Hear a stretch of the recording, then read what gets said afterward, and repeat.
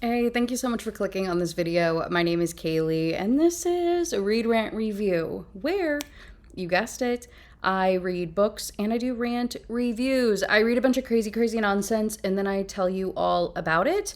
Today we are going to be talking about the book The Wolf King by Lauren Palphreyman. Sure. This book has a 4.14 on Goodreads with 178,000 ratings, published in 2023, 475 pages. It's something. This is like there's a third book that's about to come out, right? But I believe they're standalones. I didn't realize that at the time. I had a bunch of people recommend the second book in the trilogy, and I was like, oh my God, this is going to be so awesome. This should check like every box that I've ever had. But I didn't want to miss out or like miss something, right? So I read the first book, The Wolf King. The second book is called The Night Prince. And I am regretting my life choices, but that's fine. We'll talk about it in a minute. If you're curious what this book is about, I'll go ahead and read you the book description really quick, and you'll understand why I'm making this face. When a princess is kidnapped by an alpha wolf, war rages between the humans and the wolves, but soon forbidden attraction grows. Princess Aurora longs to escape the castle and the marriage that has been arranged for her. But on the night before her wedding, at a dogfight where captured werewolves are made to fight for sport, she spares the life of a young wolf. It puts her on the radar of the powerful alpha who is going to kill him, and it changes everything. That night, when the Alpha escapes, he kidnaps her and he takes her to the rugged lands north of the border, where the once warring werewolf clans are beginning to unite. He thinks that she is the key to winning the war against the humans. Only, as they spend more time with one another, forbidden attraction starts to grow. And as Aurora learns that not all wolves are bad, the Alpha discovers that she is in danger from both his enemies and those he once considered friends. With monsters on both sides, a bloodthirsty war between humans and wolves raging, and undeniable passion growing between them, will their story end in love or tragedy? And will Aurora ever get to go home? Does she even want to? Okay, like that's what we're getting into. Now, I don't know. Okay, I liked parts of the book. I really like the main male characters that are introduced in the book. This is quite possibly though the most insufferable leading lady that I have ever seen in a novel. Like so freaking frustratingly, I just wanted to karate chop her constantly. Right. There was quite a few times where, like, when reading the book, I would be like, da da da da da, okay, like cringing, and I had to like collect myself and come back to it. So I'm going to tell you all about it today. I'm probably not going to read a lot of quotes. I'll read the like first paragraph so that you get the vibe of the writing. And then we'll go into summarizing and yapping. And like I said, I feel like I got tricked into reading book number 1, which is my own fault. So I'm already like halfway through book number 2. So depending on how long this review goes or how I'm feeling, I might just do 2 books in one. We'll see. We'll figure that out when we cross that road. We'll burn that bridge when we get there, right? So before we begin though, I just have a couple of things to say.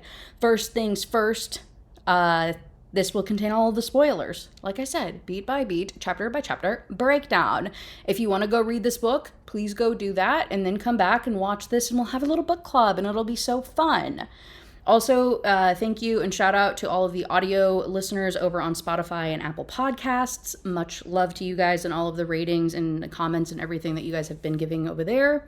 And then, of course, thank you to the patrons, the channel members, the book besties, the everybody, Bindery supporters, everybody that has been like so phenomenal. I'm so incredibly grateful for everybody.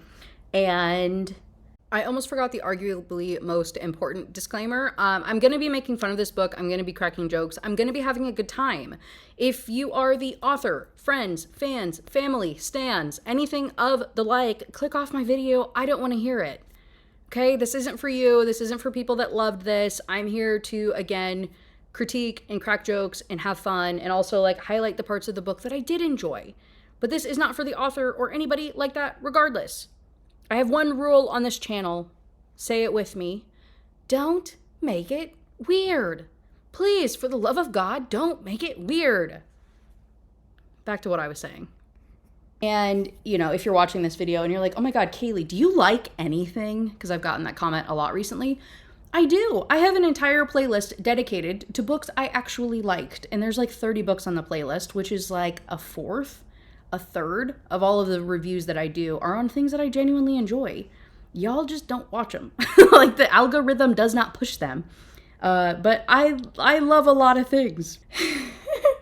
I'm going to try to read this and not say it with any type of inflection to skew your interpretation, okay? Chapter 1. Dogfights are barbaric. They say the fighters in the ring revel in violence. They say the wolf inside them is always looking for release, even on nights like tonight when the moon is not full and they look like men.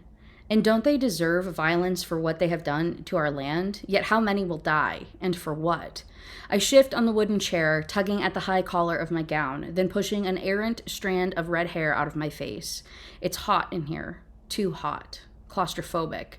When I stepped out of the carriage 2 days ago, the rugged landscape of the borderlands called to something deep inside of me, even though I have never been this far north before. Thinking of what lies beyond these stone walls makes me want to rip off this dress and escape this castle. I want to tear through the untamed grass and feel the wild dandelions between my toes. I want to smell the pine trees and hear the wind howling through the mountains. Instead, I take a sip of water and clasp my hands tightly in my lap. I try not to flinch at the crack of bone that resounds through the great hall as one of the males is thrown across the floor. Blood splatters the flagstones by my silk slippers. Right? It's not bad writing necessarily, but like it can't really tell you what it is that like just kind of rubs me the wrong way. Like I said, parts of it are good, parts of it are just like a little, I don't know, it's almost like the main female character just seems a little bit of like a try-hard, if that makes sense. And maybe it'll make sense more to you as I go through the description. But the key thing to note there is that they're calling these dog fights, but these are men, like just regular men, who just turn into wolves on the full moon. And that's it. But then they're still described as like beasts and these hideous giant creatures and like blah, blah, blah, and referred to in these like really, really terrible ways. Like very just, again, gross phrasing and like very vulgar phrasing describing these people. But they're only wolves for one night a month and you can't tell who they are. Like they sneak into the palace sometimes or they sneak into these towns and they can't tell that they're wolves. So I'm like, what are we doing here right now? Like, how do you eat, what is happening? Other than the way that they dress is, I think, a little bit different. Like, they wear kilts. Like, there's some weird stuff about, like, I'm pretty sure all the wolves are, like, Scottish or, like, Irish or something. And then all of the, like, noble people of the Southlands or whatever are supposed to be, like, some prim and proper, like, English thing going on. I don't know. There's like just some very weird dynamics here that was genuinely confusing that led me the entire book to picture the wolf men as like animalistic. Like literally I'm over here picturing them with like fur tufts on their necks and shit, you know, like a giant half man werewolf. But I think he's just a regular guy. Anyway, what matters is also the fact that I promise you I'm about to tell a story. So I wrote a bunch of these. You can see my my notes that I took, right, for this part. I only got to chapter 22, so I did like half of the book I wrote on here. I wrote this on an airplane, and it had such bad turbulence that the like flight attendants couldn't like walk down the aisle and like do their thing, and we had to stay with our seatbelts the entire time. And there was one point where we hit like a turbulence thing that was like so bad that like my butt lifted out of the seat, and everybody was like, oh my God, like it was very scary. So imagine me listening to this audiobook, writing these notes fervently, and then realizing like, oh man, if my plane goes down right now, I'm gonna die, and the last thing that I'm gonna hear is about a werewolf smutty book. Like, this is not how I'm going down. So then I turned it off and I listened to like Lucy Dacus or like, I think it was Lucy Dacus. But yeah, I was just like, this is my life. This is crazy. So anyway, I just want you to know that. When I look back at these notes, it just makes me giggle. And so I'm going to be also reading off of notes, which is a little bit different than what I usually do. So just heads up on that if you're a regular viewer. So anyway, I guess it's time to begin. I've wasted enough time. So like we said, our book opens with Princess Aurora, and she is about to be wed to a sadistic prick. You know, the usual. She's getting sold off in order to unite the kingdoms. Her dad is like the king, obviously, of like the Southlands. And then this guy that she's getting married to is like, I don't know, running this one area that's against the border. The border being to the northlands, which is where all of the werewolves are. And they keep this like strong border between them, between like the regular humans, quote unquote, and then the wolf people. And then there is like a war going on between them. And there has been for a really, really long time. There's some very, very interesting lore regarding that we'll unpack as we go. But that's what it is, right? So she's getting married off to this guy in order to unite, it's not even kingdoms, but to unite the folks, I don't know, the families and whatnot. So anyway, what's different in this particular case is that they're watching wolf shifter men fight to death, and she absolutely hates this, and her husband is just being very, very crass. It's like her husband, and then her dad, the king, is like watching these things happen, and this is like a bonding gift night the day before the wedding. I don't know. Don't look at me like that, okay? This is a very weird, I don't know, celebration thing that's going on right now. And so they're fighting. It's absolutely crazy. The king doesn't really give a shit about what's going on, but she's like sick watching these fights happen. And then her husband is like King Joffrey levels of into it. And then eventually there's all these different fights. And then the final one comes out, and it is an alpha. So he's just this giant monster mountain man, like mountain of a man. And then this very, very small, like 16-year-old boy comes out, like very, very frail. And they begin fighting. It's violent. She doesn't want to watch it. She realizes that like the alpha, I hate using that term, by the way, is about to like deal the death blow. And so she's like, stop. No, you can't. And her husband's like, or soon to be husband, he's like, excuse me? And the alpha, like, he like stops with his like fist pulled back, and everybody's frozen. And she intervenes, and she's like, no, please, we have to keep him alive. Like, make this my wedding gift, babe. Like, just give him to me and he can work in my stalls or the stables or whatever. And the king's like, okay. And then he like grabs her really hard and threatens her and makes some crazy comments that are very crude that I will not be repeating. And they end, well, she ends it, right? Then her husband is like, okay, all right, you're not feeling good. Go to bed. Like, get the fuck out of here. And has the guards take the alpha and the 16-year-old boy back to, and I quote, the kennels. Okay. So she goes to bed. Like, she gets sent to her chambers. She goes there. She gets tended to. She acts like she's going to sleep. But instead, she sneaks out in order to tend to the boy, knowing that he has these wounds and knowing that he is going to either get like beaten up by the other wolves in the kennels, or that he's just not going to survive the night because he's like damaged and he's just going to like go into shock and whatever, bleed out. I don't know, something. So she's like, I have to help him. So she sneaks down here. And she's able to do so because a part of the crude comments from her husband is that he's going to hire like sex workers from the brothel to go and keep them company, the wolves in the kennel company, as like a reward for them fighting in the dog fights. I literally feel like I'm saying slurs right now when I'm talking about this, right? Like, this is like, it's again, very, very like disgusting the way all of this is like handled. So she sneaks down here though by like kind of covering her face and putting a hood on and telling the guards that she works or that she's from the brothel and she's here to like keep them company. And there's some gross comments by this one guy who like ultimately is not important. He's just some douche wolf that comes up a couple of times. She finds the alpha and she finds a 16-year-old boy and she's tending to his wounds, and there's like back and forth with the alpha because she's talking shit. Because she's like, why are you even talking to him? Why are you looking at me? Why are you saying any of this? Like, you almost killed this boy. Why are you acting like you care about him healing? And the alpha's like, do you not see our kilts? We're wearing the same like pattern. Like, we're from the same clan. I'm his alpha. I did what I had to do.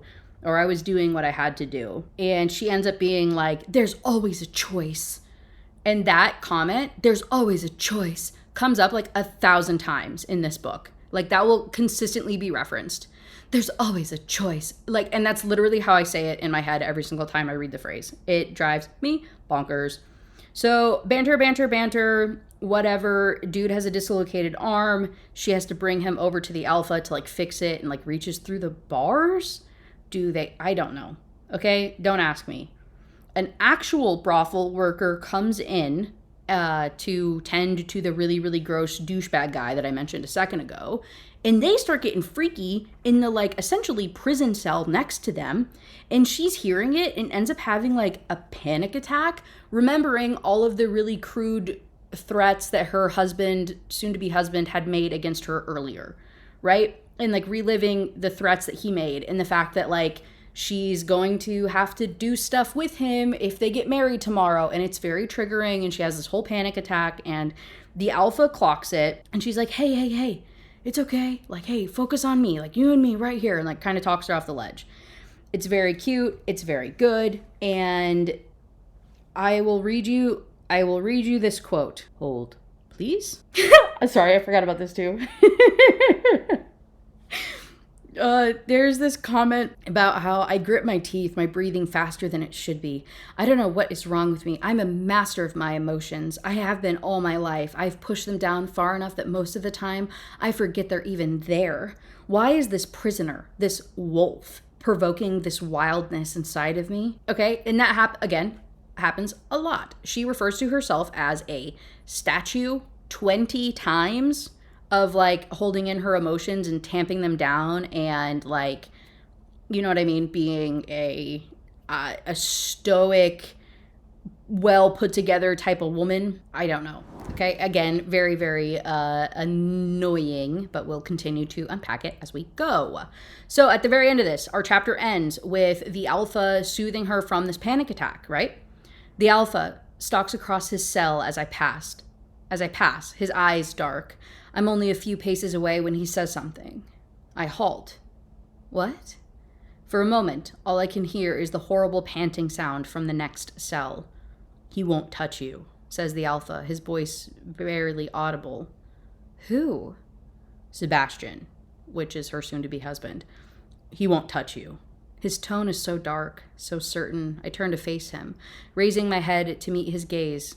He's to be my husband, I say softly. Again, I am reminded of the rugged mountains when I look at him. His stance is dominant, powerful, and his face could be carved from rock. His eyes, though, those eyes, something that looks like remorse or regret passes over them. No, he says, his voice equally quiet. No, he isn't. And so she's like, what are you talking about? Like, what? And pretty much he's saying, like, I'm about to break out of here.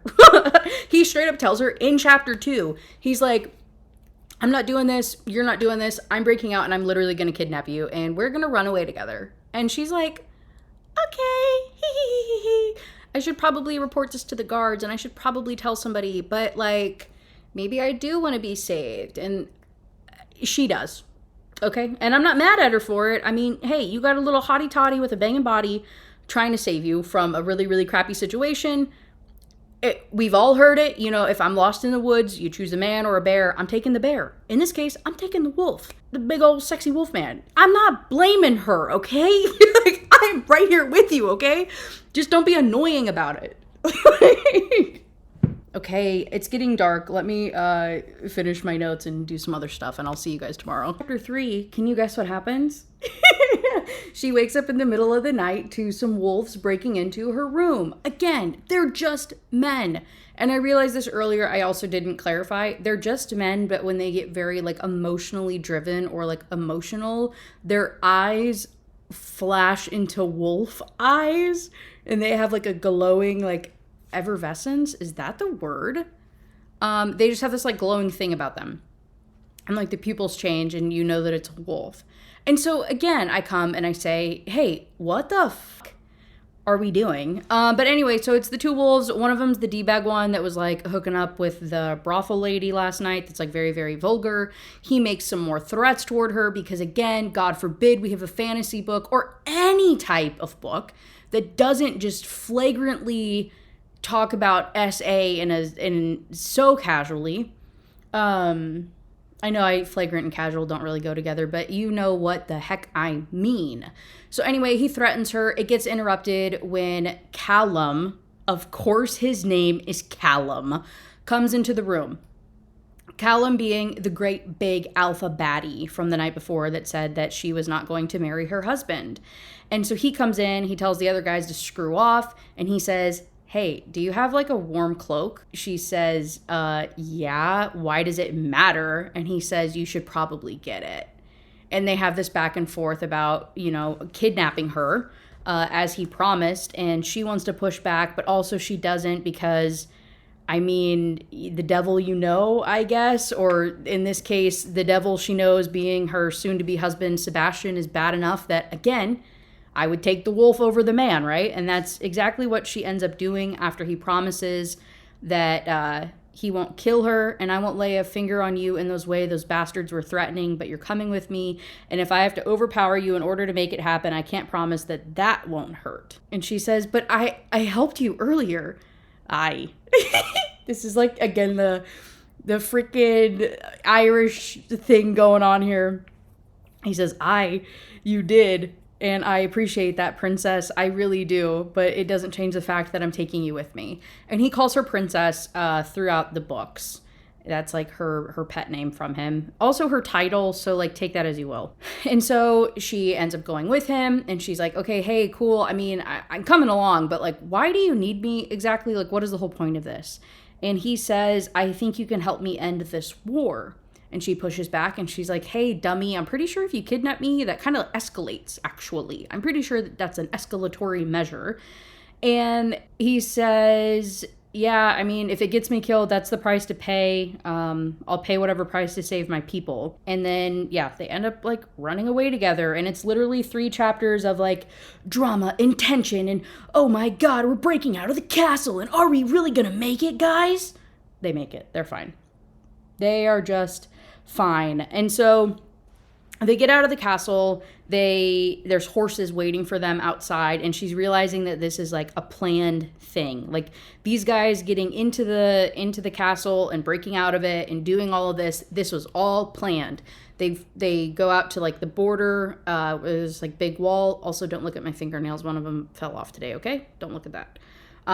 They go out to the big brick wall that separates the northlands and the southlands, and there's a big hole in one of them, and so they go through it, and she's realizing how calculated and crazy all of this was.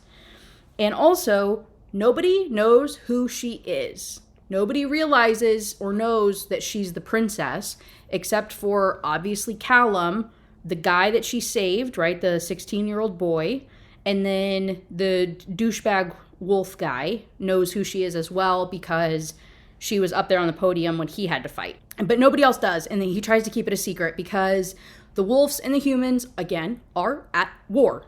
The humans have killed so many wolves and vice versa. They hate each other. They've been beefing for years. Like, if the wolves know that she's on their territory, they will kill her. So again, why did he kidnap her then? Like, what is the purpose of this? Like, what are we doing, right? What is any of this? We don't really find out that exact thing, but they all link up. There's like 20 of them that escaped, and they're on their way back to the, like, I don't know how to explain this. It's not a stronghold, and it's not really a kingdom. Maybe it's more of like a fort where the Wolf King is. So in the Northlands, there was a bunch of like the wolf clans. I believe there was 7 of them. I might be making up that number. There was like 7 of them, and they each did their own things, and they all used to fight with each other and fought with the humans. And so recently, there was a wolf king that came out, and now he is like the alpha clan leader of all of the other clan leaders. And he's like, obviously, the wolf king. And so they're heading there to go and talk to them. Callum is one of the alphas, right? He's one of those like 7 chosen alpha guys that's on this like, essentially like a royal court, right? To support the alpha king who was democratically elected. Like, they had to do like a majority vote with the clan people. I don't know, dude. We'll talk about it later.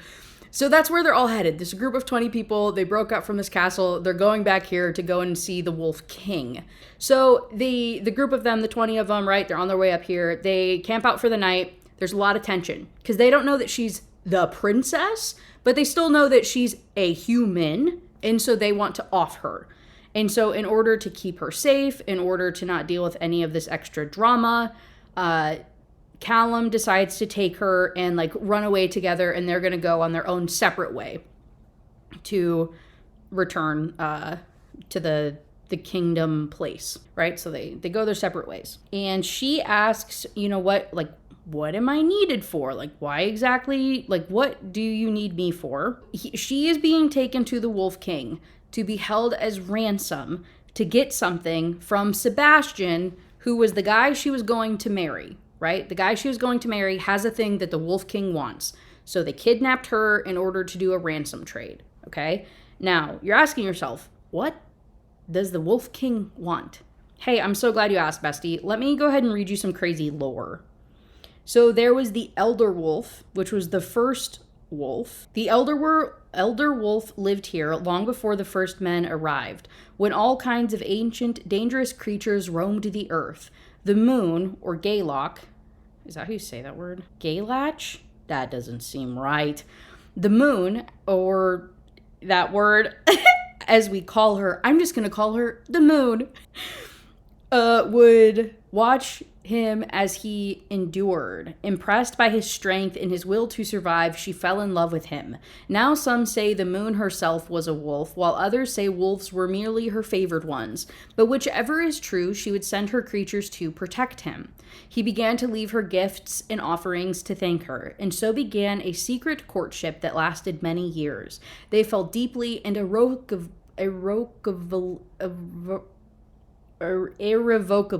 good God, in love. When the first men invaded the northlands, the Elder Wolf was gravely injured. The moon left her post in the sky to come to him, though it was forbidden. She shared her wild and dangerous power with him, and he was able to transform, to heal, and to seek vengeance on those who had tried to kill him. It was a blessing. And she says, a blessing? We were always told that it was a curse. And he says, we were cursed, but the ability to transform into a wolf was not the curse. She says, so what was the curse? The Elder Wolf embraced his new power. You see, it felt as if the wolf was a part of him all along. And perhaps it was. Perhaps that was why he and the moon were drawn to one another in the first place. Unfortunately, the story doesn't end there because the sun is a jealous and vengeful goddess.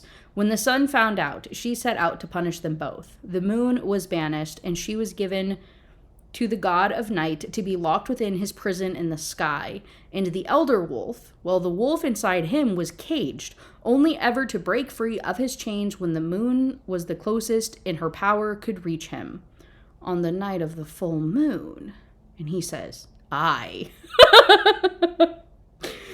You're saying the Elder Wolf was once able to change whenever he wanted? That the curse wasn't that he had to transform into a wolf, but that the power was taken away from him? Aye.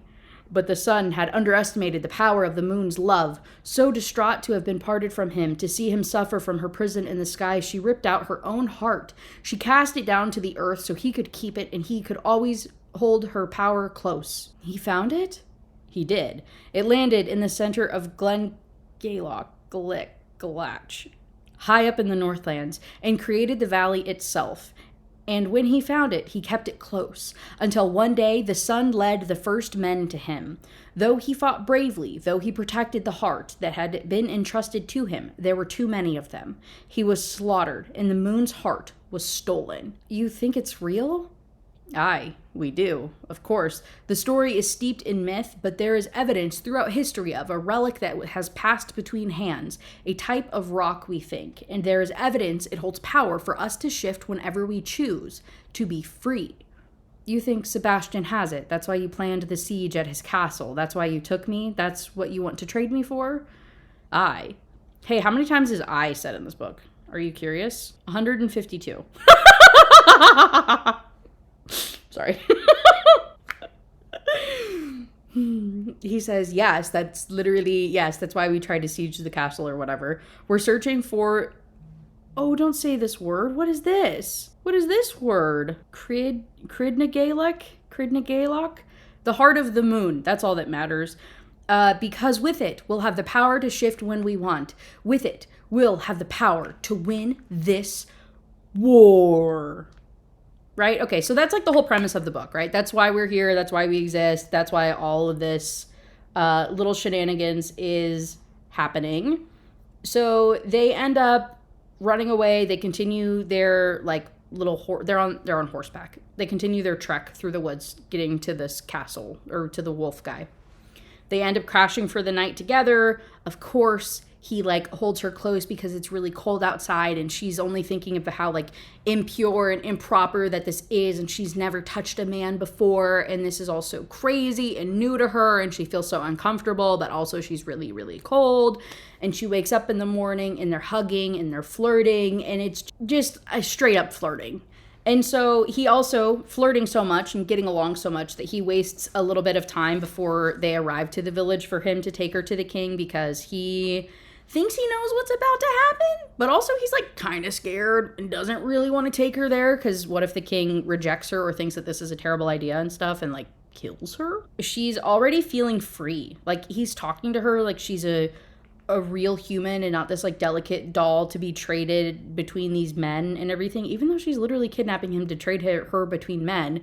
She's like, this is real freedom and this is all so nice. And again, we get talked about her being a statue or being a marionette doll or being, I don't know, there's like a couple of like very consistent references through the book of like her always putting on like a facade for people, right? And like just playing the part. And he gives her a whole speech. This is so stupid. Hold on. They have a back and forth, right? Again, the whole like choices thing that I was saying yesterday comes up again, and they have this like whole back and forth. And he's like, yeah, I made my choice. I chose to rough up the lad in the ring so that you would take pity on him and spare him, right? He's like, I did that on purpose. My breath mists in front of my face and I breathe out slowly. You couldn't possibly know that I would do that. I didn't, not for certain, but I could smell your fear and hear your heartbeat. I could sense your repulsion of the men sitting beside you, and I could feel you didn't want to be in that hall, and yet you didn't show it. And when your eyes met mine, I could see the steel in them. I could see the determination and the strength and the fire in your soul.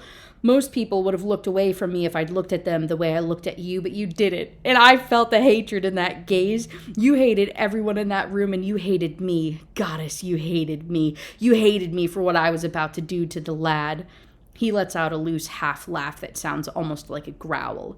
No, I didn't know for certain, but I was pretty sure. I noticed something else about the way you were looking at me, princess. You thought I was handsome. Hee hee hee hee hee. And they have a little giggle. And that's what I mean about the writing. That's what I mean about the writing not hitting for me. And like sometimes in the book where I was just like, okay, can we move the fuck on? Please, for the love of God, I just like get past this moment. You know what I mean? But anyway, they arrived at the castle. Everybody's staring because, again, somehow, I don't know, they all know that she's a human. I think they can smell it. They got crazy spidey senses where they can smell really, really well, and they've got like hearing, like insane hearing. They get there. He's greeted by a woman who is a stable hand that takes his horse, and our homegirl Aurora, instantly jealous. She's like, oh my God, that's his wife, and I can't believe I slept next to him last night, and I actually was like flirting with him. And dude, she's already like head over heels for this man, okay? She's like so jealous. And they also realize, or they talk to her and come to the realization that the other guys haven't returned yet. Like the people that they left that was in their party, they're still not back. And also, after the other woman takes away the horse, he turns to Aurora and he's like, I know you were jealous. Ew. Like he sensed it. He sensed her emotions or whatever. And I hate that. That's almost as bad as smelling arousal, which he can also do, by the way. Get me out of here. They introduce a whole bunch of characters. Bro, I swear to God, there's like 40 different characters that get introduced in this book. And I'm not going to tell you any of them because genuinely they don't matter. They end up going to the chambers to get her some clothes and shoes, and another woman is up there and like very excited to see him. And she realizes, she's like, oh, who are you? When she finally realizes that, I don't know, there's another person in the fucking room. And obviously this woman is like in love with him. I think her name is Isla. And obviously Isla has a big crush on Callum. And Callum does not care. And he's like, hey, Isla, I need you to get some clothes for homegirl here. And it's like bicker, like cattiness, which I, again, hate that so much. They put her in the clan colors, like a clan outfit dress thing. So that way, like, people, when they see her, even though they see that she's human, they won't mess with her if they think that she belongs to him or to his clan, and that she's, like, under his protection. She's less likely to get, like, messed with because of wolf law. Yeah, I'm not even joking to you right now. No, wolf law. Hold on. Let me look it up how many times that is used. Only twice. That's not true. It's used more than that. I swear to God. They talk about it a lot, about how they can't break wolf law or like code of the wolves or some shit like that, dude. Anyway, she's dressed up in these clothes. They're settled. They're back. It's time to meet the king. And if you're curious, that's chapter 14. I'm flying through this today, okay? I'm not playing around with you.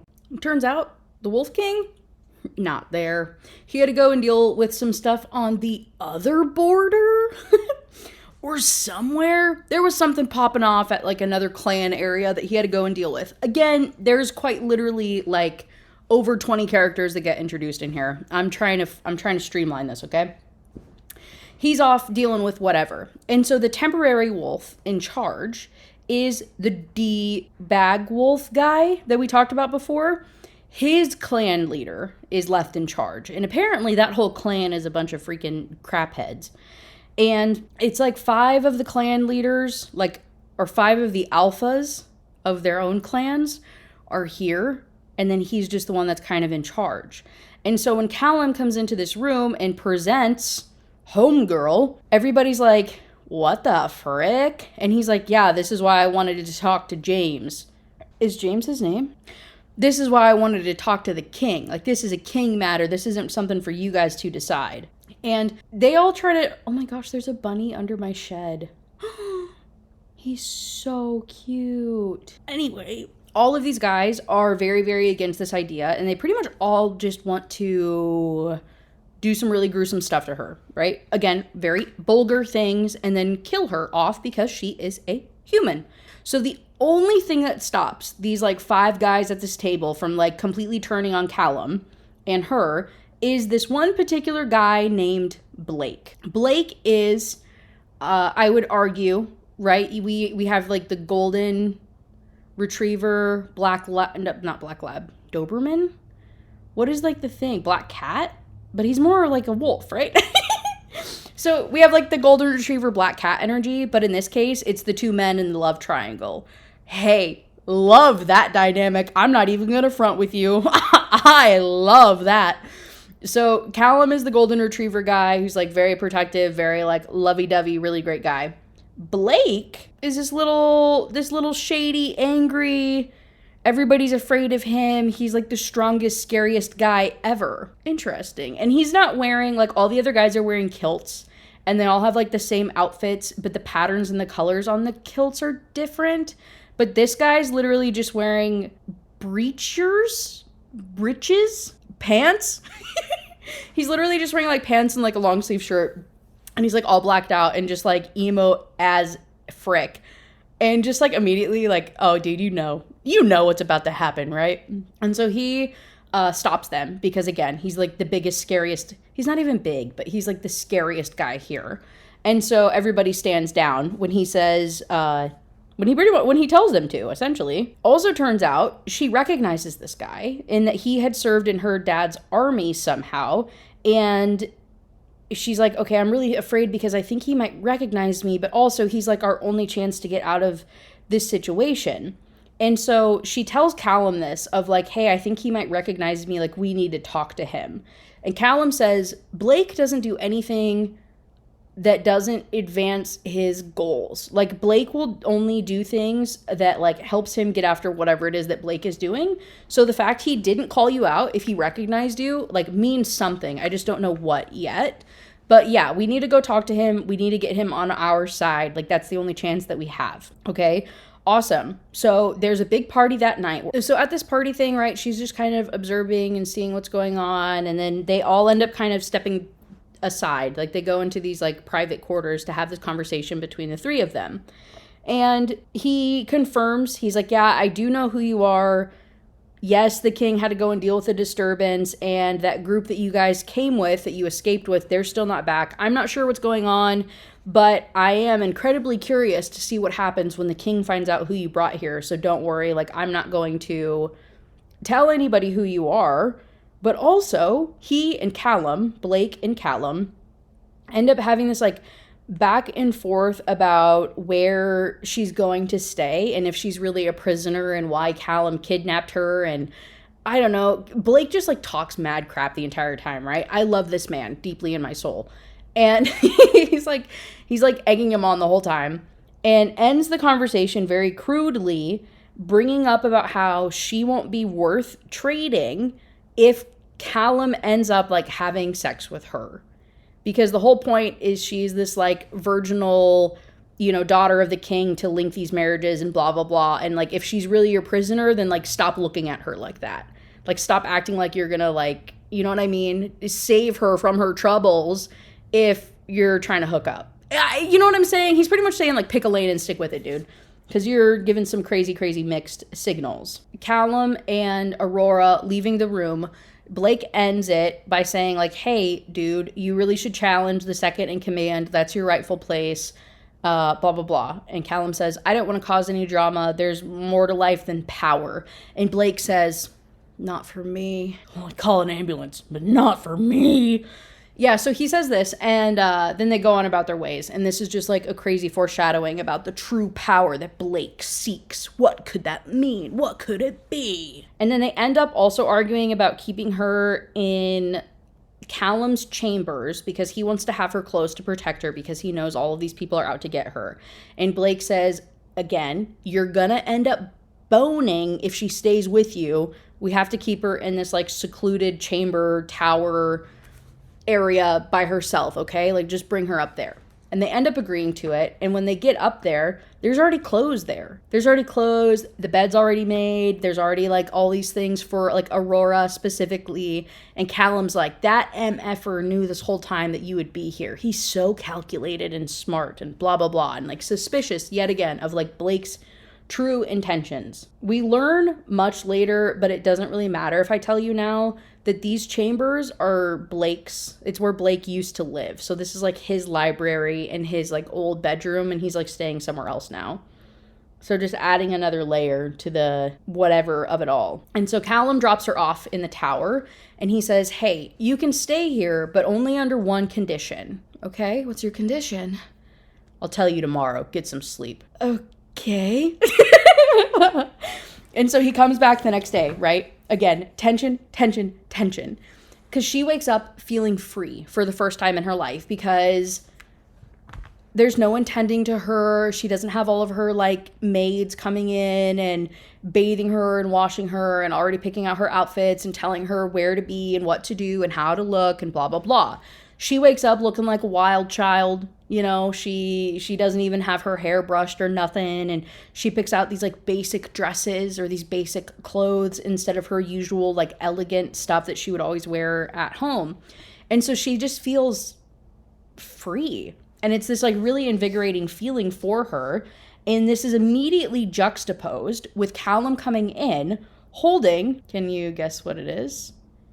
A collar. A collar that she must wear to signify that she belongs to him so that nobody breaks wolf law, because that pretty much means that she's like his significant other. They won't mess with her, right? So he's like, it's one thing for you to wear the clan clothing, but they still might mess with you.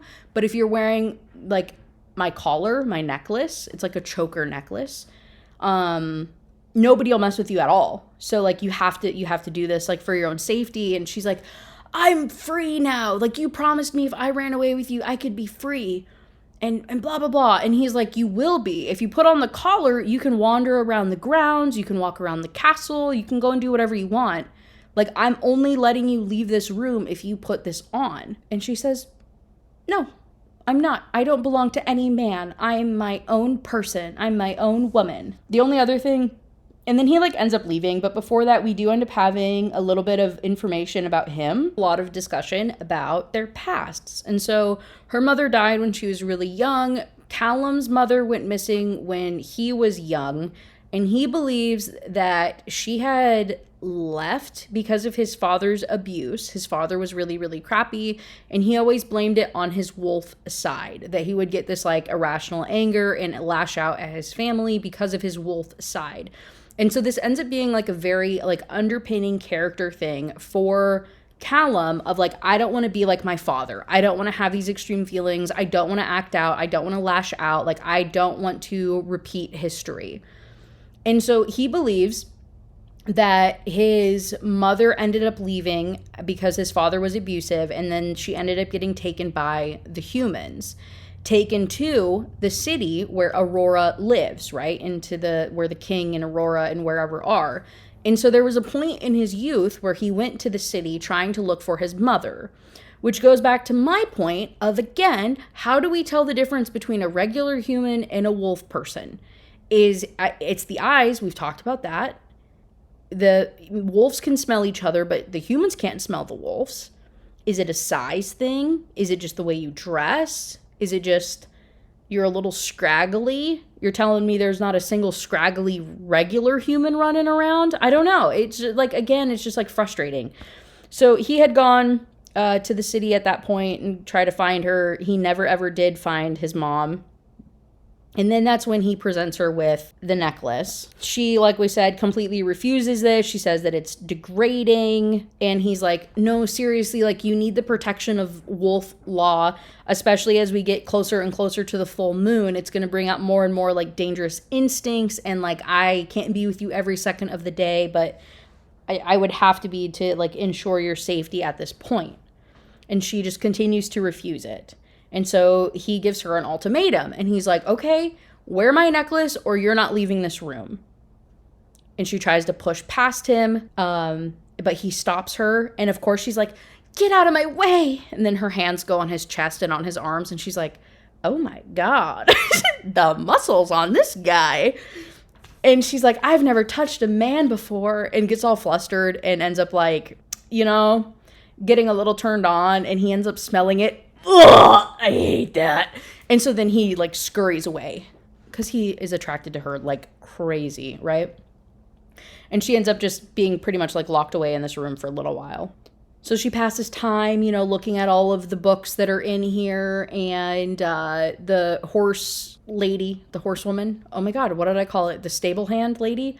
She brings her fruit and some snacks. It turns out that her name is Fiona, and that is like Callum's oldest friend. Like, they have been best friends forever. It is in fact not his wife. But yeah, they've been best friends forever. And so she's like helping out, and she's trying to give some more insight and maybe some like cultural context, and some like, hey, Callum's a really good guy. He's just looking out for you, and he obviously really, really cares about you. And doesn't matter. A couple more days passed, and Aurora is, even though she's locked away in this room, it still feels more free than she ever did in her previous living situation. And she's having a good time just reading through all of these books. Well, I mean, I guess she would be if these books weren't literally about very depressing, violent experiments against werewolves. Which is kind of weird that in the middle of the wolf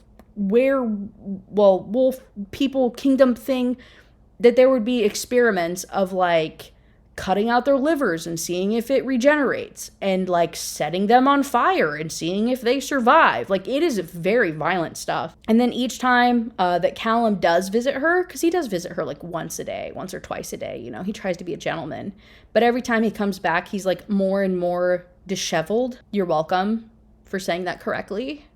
There's like 4 videos, I think, where I said disheveled.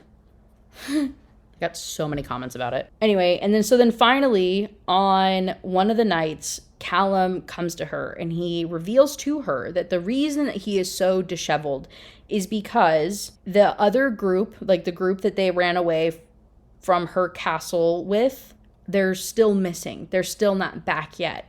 But he refuses to go and find them because he doesn't want to leave her side. And he, he wants her to be safe.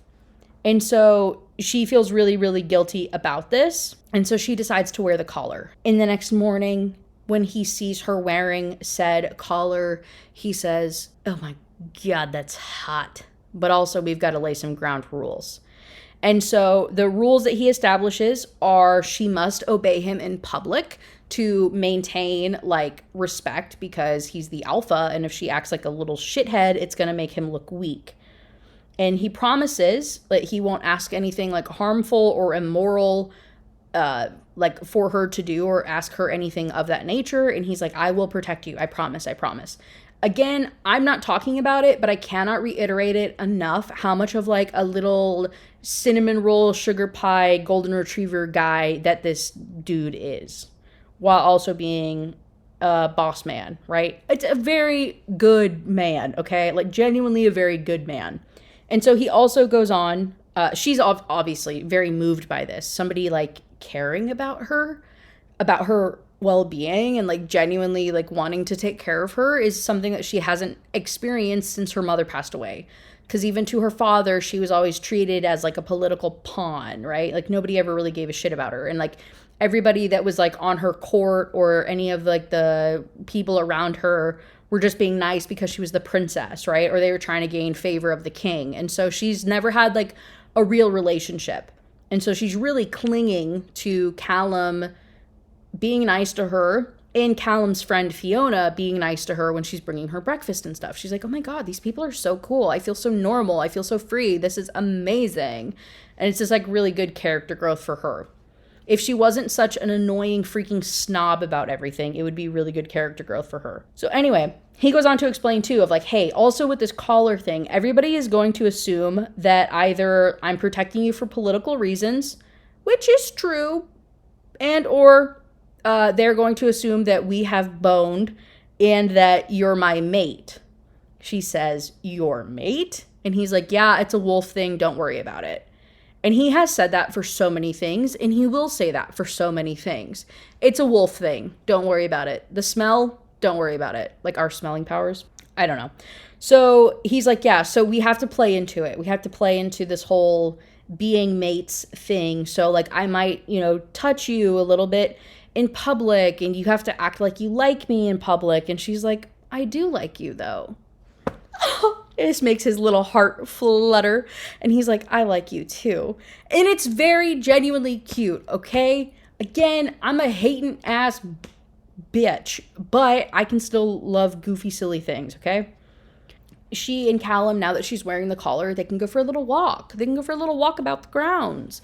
So they're out there and they decide to have a little chit chat and they're BSing. And then all of a sudden she looks up and she sees Blake watching them. And again, keep in mind, wolves have crazy hearing. So he is just straight up and like eavesdropping on their conversation. And then all of a sudden their conversation gets interrupted because Blake and Callum go, "What's that on the wind?" And they realize like, it's a wolf thing, honey. Don't worry about it. But what they're smelling on the wind is blood. The party that they escaped with that has been missing for days is finally returning. And they are bloody. And he specifically can smell the 16-year-old's blood.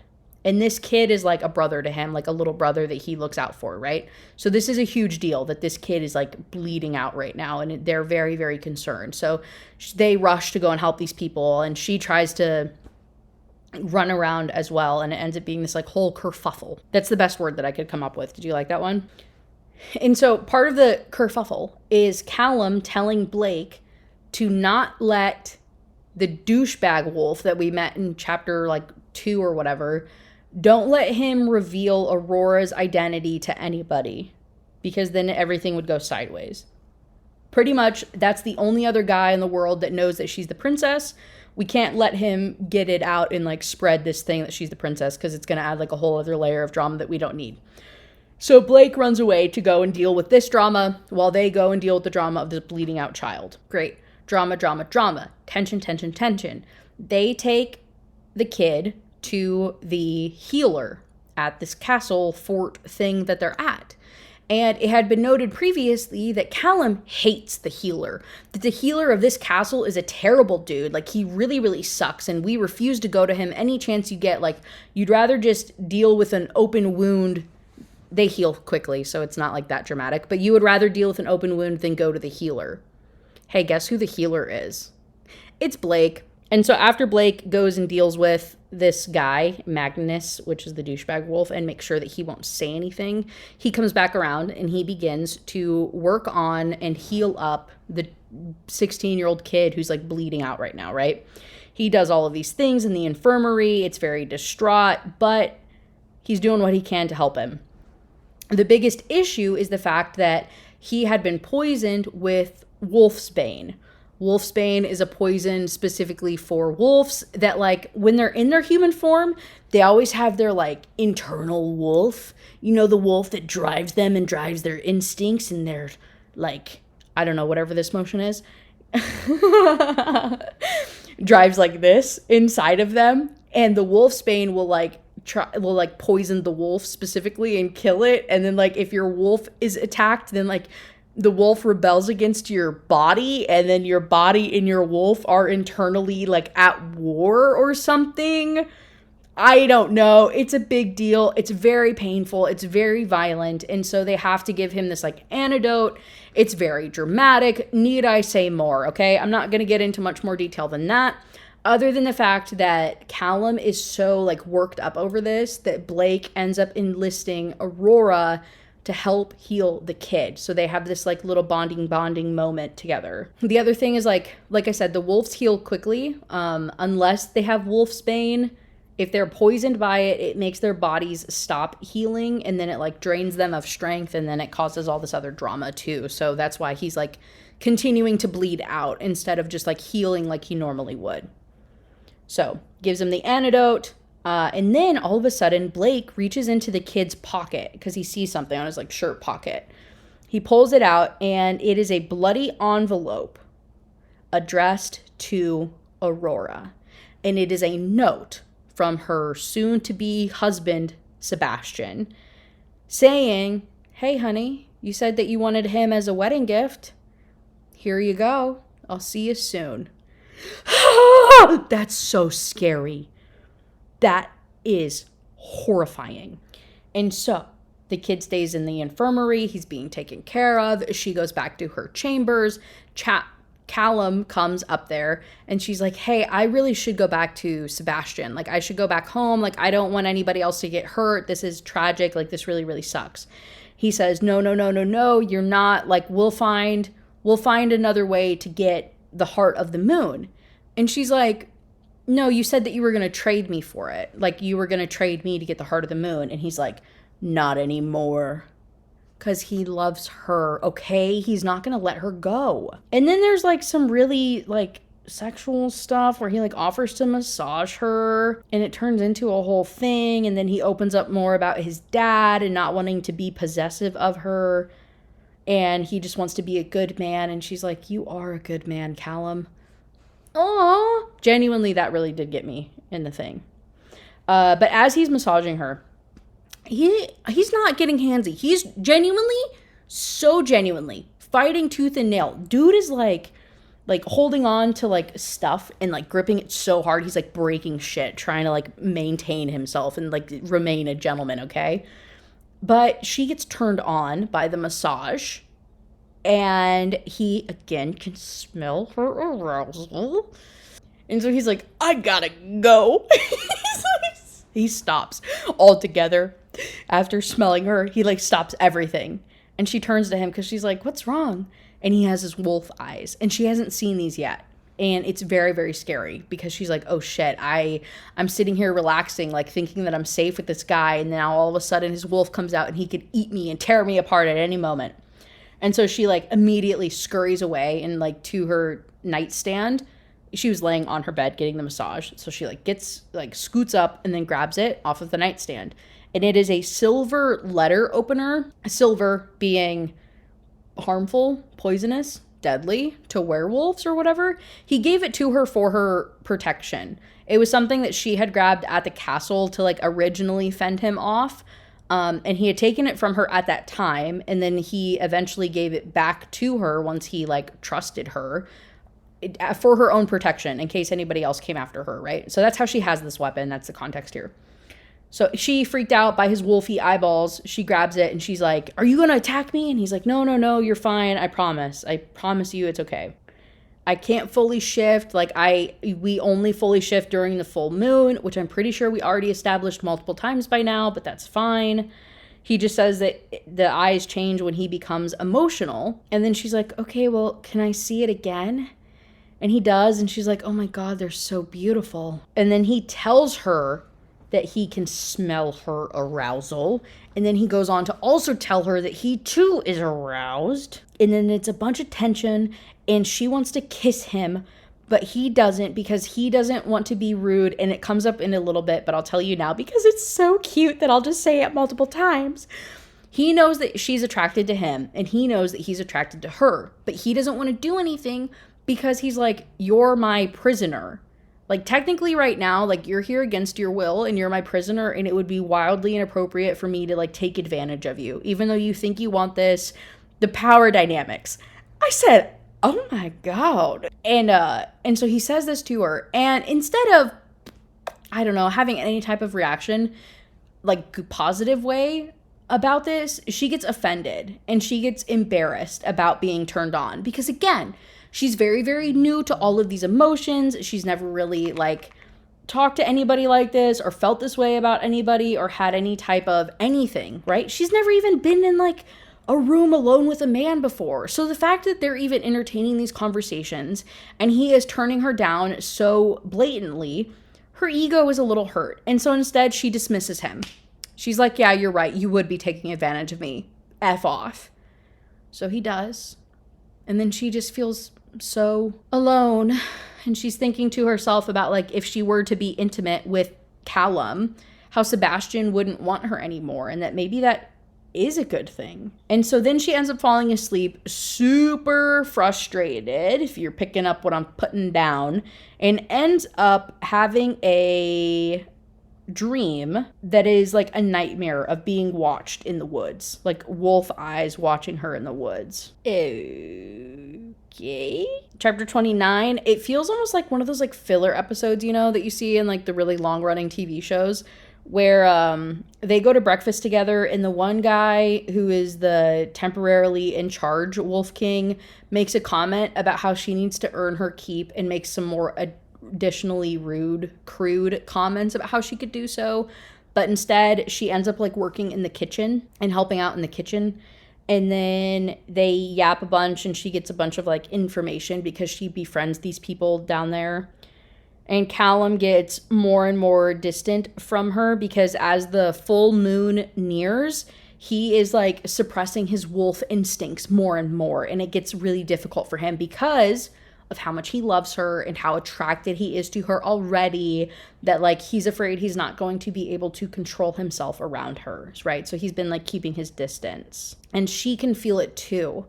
Being here, she senses it in the air. She's restless, and there's something happening.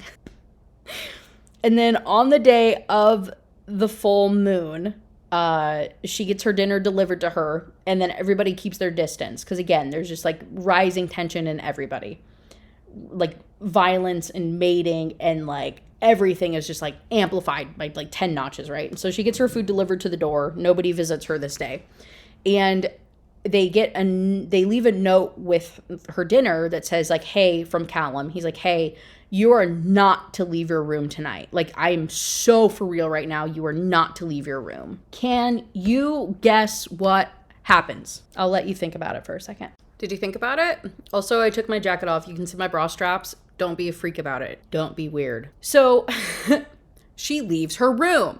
Is anybody surprised? At least she leaves it for good reason, though, because she hears screaming in the middle of the night.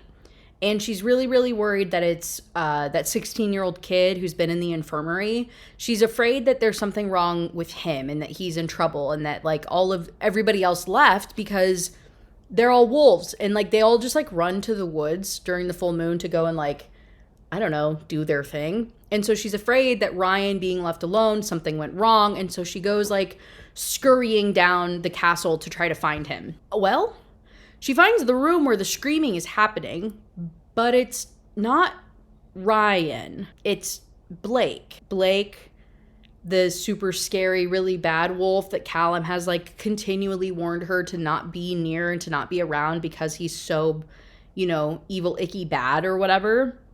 It's him.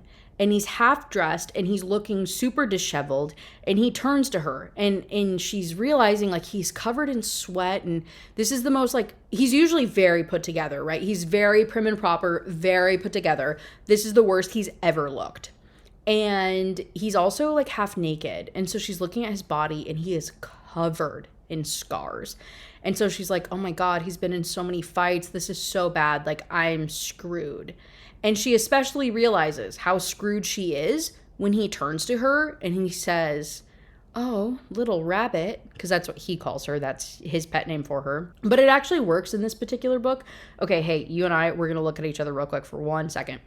I read the book Pen Pal by J.T. Gessinger, and he called her Little Rabbit.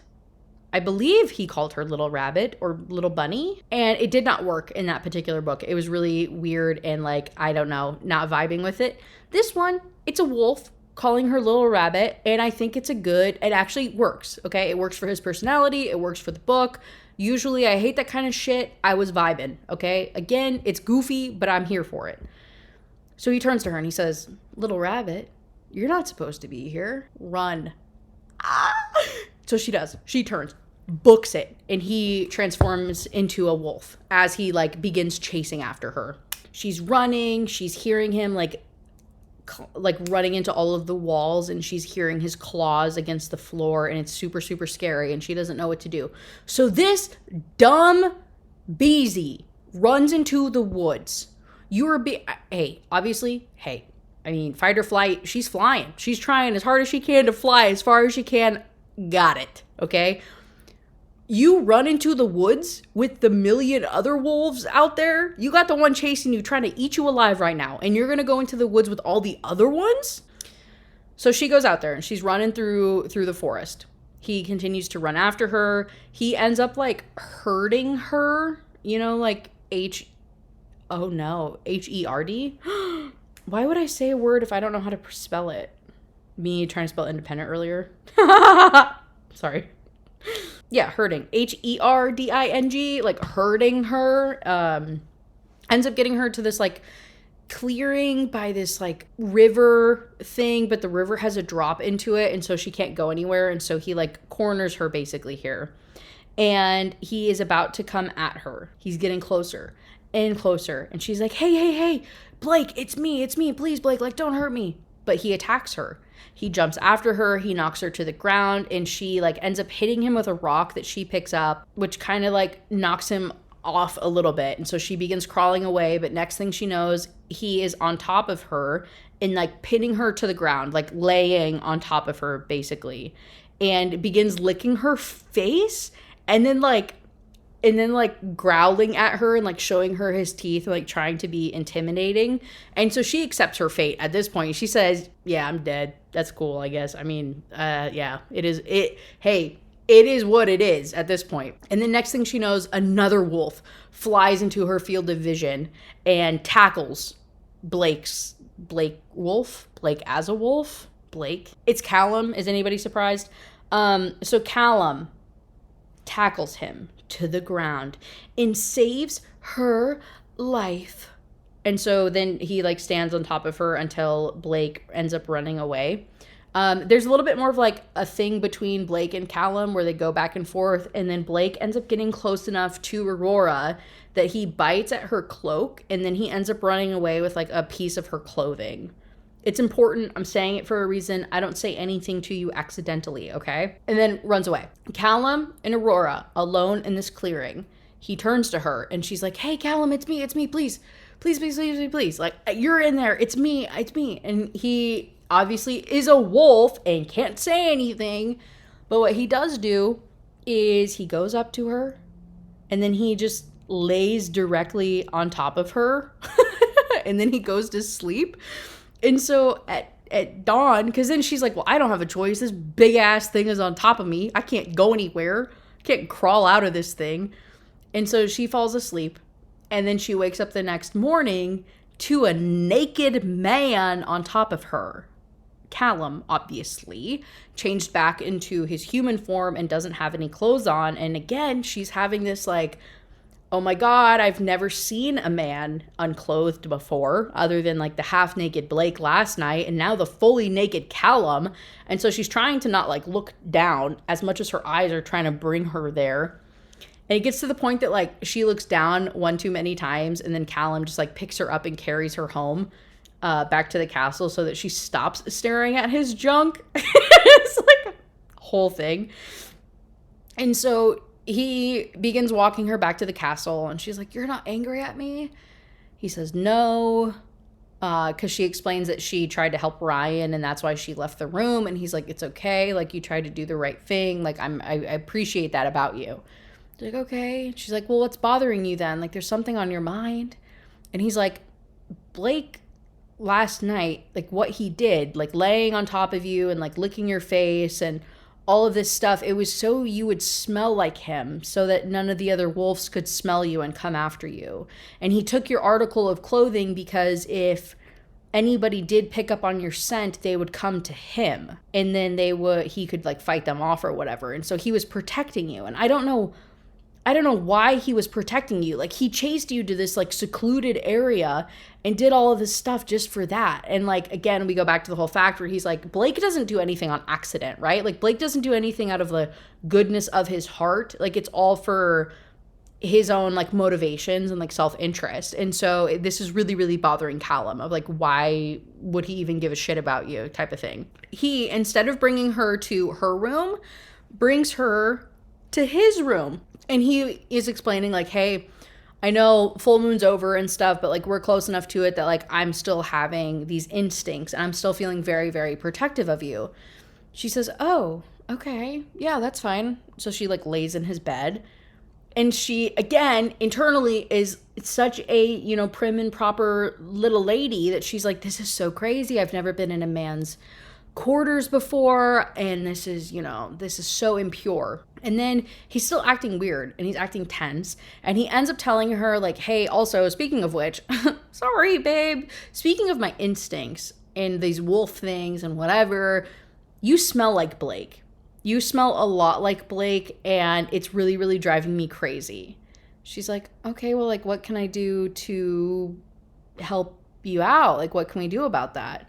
He's like, well, you need to take a bath. And she's like, okay, you can bathe me. Aurora! Aurora! And so he does. She gets naked. She gets in the tub and she hides her back from him because her back has a bunch of scars. So we learned that after her mother died of the sickness, Aurora got taken or given or whatever you want to call it to the priest guy.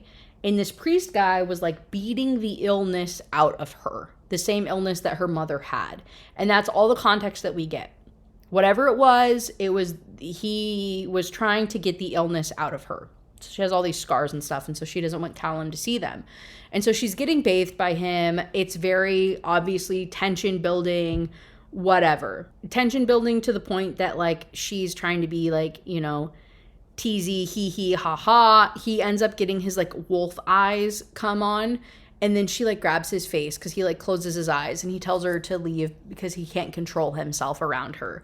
And she's like, look at me, because she wants to see the wolf eyes, right? And she's like, you don't scare me. And again, he's like, you have to leave. I cannot control myself around you. Well, he doesn't have to, because Blake comes in unannounced and making fun of them. Again, going back to the whole like, hey dude, she's really not going to be worth anything for this trade that you supposedly want to do if you end up boning her.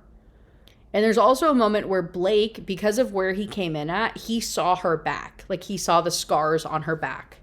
Okay? This, again, is important eventually. And he's also coming in because he is there because there's a message from the king. The Wolf King, who's been, like, MIA this entire freaking time. He's in trouble, and he needs Callum's assistance, right? So Callum will have to leave to go and, like, support the Wolf King. And it ends up being, like, a bunch of drama between the three of them, and there's a lot of crap talking, and he... Hold on. Let me find the... I think I have the quote saved, because it's just, like... Ugh. You know? That's the only reaction that I have. It feels very petty. It feels very childish. It feels very stupid. I have a hard time taking it seriously. Blake and Callum have a back and forth about, like, her. He says, yeah, when you're done, you know, with your pet. And he looks over at Aurora. Again, Aurora naked in the bathtub. And so Callum, getting pissed off at Blake looking at his girl, he says, you don't look at her. You look at me. Get the F out of my chambers. I'll meet you downstairs. Blake pushes off from the wall. Look at you, dressing like a southerner to impress the princess. Breeches? That's not how you say it. Is it breeches? Breeches. Is that a British thing? Whatever would your father say? God rest his soul. Goddess rest his soul. Callum's entire body tenses. I remember what he said about his father. Whatever their relationship was, it obviously wasn't an easy one. Blake has crossed a line. Something hardens inside of me. I forget that I'm naked and vulnerable. I want to get under Blake's skin. Do the other wolves know? Know what? That you're ashamed of being a wolf? What makes you say that? You weren't at the ritual last night. You were trying not to shift. Because she's like, that's why he was in his chambers last night. That's why he was still in the castle. He tilts his head, reminding me of a cat, deciding what to do with... What? Deciding whether it wants to play with a mouse. Do you know? Know what? Why your mother died? All the blood drains from my body. Time slows. I'm no longer living, breathing. What? I am no longer a living, breathing thing. There's a lot of extra commas there that I don't feel a need to be there in that particular sentence. That's fine. She says, I am rage. That's enough. Callum's voice pulls me back into my body. She died of a disease, I snarl. Did she? Says Blake. Out, Callum growls. Now. Blake steps back into the corridor. Wait. I cringe at the desperation in my voice. Both males, I hate that, turn to me, but only Callum seems surprised by my outburst. Do you know what she died of? I ask Blake. No, but I'd like to. Wouldn't you? I don't think I like that. I am afraid. I am very afraid. Anyway, Blake leaves the room. Callum apologizes and he's like, hey, I really do have to go and help the king though. And she's like, okay, fine, I guess. And she finishes taking her bath. She goes back to her chambers and then she spends the rest of the day reading all of those crazy medical books and stuff and just thinking about Blake and what he said and what happened to her mother, you know, like what really happened. I thought she was sick. Like, is that not the truth? And why would Blake know anything else? And like, this is all kind of weird, right? Just like spiraling basically. The night comes. Callum has not come to see her. She's concerned about this and she can't stop thinking about him and she's kind of offended that he didn't come back for her. And she ends up having like a spicy dream about him while another wolf watches. We'll unpack that in book 2. And so she wakes up because she hears a crash outside of her door and she opens up the door because she's afraid that something has happened. And when she opens it, Callum and Blake are in the hallway and Blake has Callum pinned against the wall. Callum looks disheveled as ever. He's got the wolf eyes. He's sweaty. He's drenched in sweat. He's all over the place. He is losing his mind. He like throws Blake against the wall and then he comes toward her and she is scared. All of a sudden, Fiona, his oldest best friend, the stable hand who we met earlier, the friend that Aurora has made because she's been bringing her dinners and food and whatnot, She comes up the stairs. She's like, what is going on? Callum, you need to chill out. And he does. He listens to her and he turns around and he leaves. And she turns to Blake and she's like, and you need to keep quiet about this. And he bows and he's like, well, that was weird. He says that verbally. He's like, well, that was strange. But he like nods at Fiona, takes what she says, and leaves. Fiona collects Aurora and they go back into her room and she says, hey, sweetie, hey, this whole wolf thing, if somebody's like bonded with you or if they feel close to you, we can sense stuff. Did you like, get a little freaky with yourself? Like, he probably sensed it and that's what set him off. And she's like, what? What do you think I did? Because she's ignorant to all of this stuff. And I don't say ignorant in a bad way, just like ignorant in like the actual definitional way. She has no idea what, like, I don't know how to say this and not get freaking demonetized, bro. She doesn't know what Fiona means when she asks if she got herself off, okay? Oh, I hate that. I hate that I had to say that out loud. And she's like, no, I don't know what you mean. She's like, I had this crazy dream though. And Fiona says, that's what it was. Yeah, he sensed it. He knew that you had the dream. And she's horrified. She's like, he knew? Yeah, babe. Yeah, babe. He could smell it. So yeah, that's why he was so crazy. And then Fiona, all of a sudden, the color drains out of her face. And she's like, oh my God. She didn't like disobey her alpha, but the fact that like she went to Callum, her alpha, and told him to chill the F out and he listened to her and did so in front of Blake is like ultimate disrespect territory. And so now that would be grounds for her to challenge Callum to be the alpha of their pack. I don't know. Don't look at me. And Aurora's like, no, it's okay. It's fine. Blake's not going to tell anybody because if we go back to the fact, and she's smart, okay? I think this is where I'm supposed to be like, oh my God, pop off, sis. Like, you pay attention to stuff. Like, you're so smart. Because she talks to Fiona, and she's like, Blake wouldn't say anything because he only does stuff for his own, like, self-gain or, like, for his whatever the frick he's doing. He's not going to tell anybody that you're going to challenge him for alpha because that would throw his plans off the rails. So you're fine, Fiona. Don't worry. Blake's not going to say anything. And Fiona, she says oh my God, you're so smart. Okay. And this ends up with like Fiona saying, hey, do you want to go back to the Southlands? Like, or do you want to go home? She's realizing that she doesn't. Like being asked so directly, she's like, I don't know actually if I want to go home or not, which would make her be committing treason, right? Like if she's not here as a prisoner against her will, then she's committing treason right now by like, I was going to say collaborating. It's not that. And it's not cooperating. And it's not coalitioning. What is she doing? It's conspiring? Is the word I'm looking for conspiring with the wolves? Like if she's helping them try, if their ultimate goal is to like take over the kingdom or to defeat the human people and like her people or her father also, you know what I mean? Like in committing I think it's conspiring, I think is the word. Co-conspirator?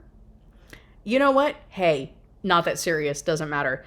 The point of it is that she's realizing that like, maybe I don't want to go home. Maybe I do love Callum and I love the freedom that I have here in the Northlands. Okay, awesome.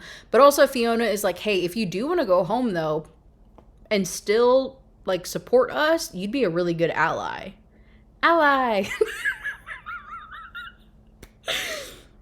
Got it. Anyway, so then she leaves. She goes back to bed. And then Callum comes eventually later.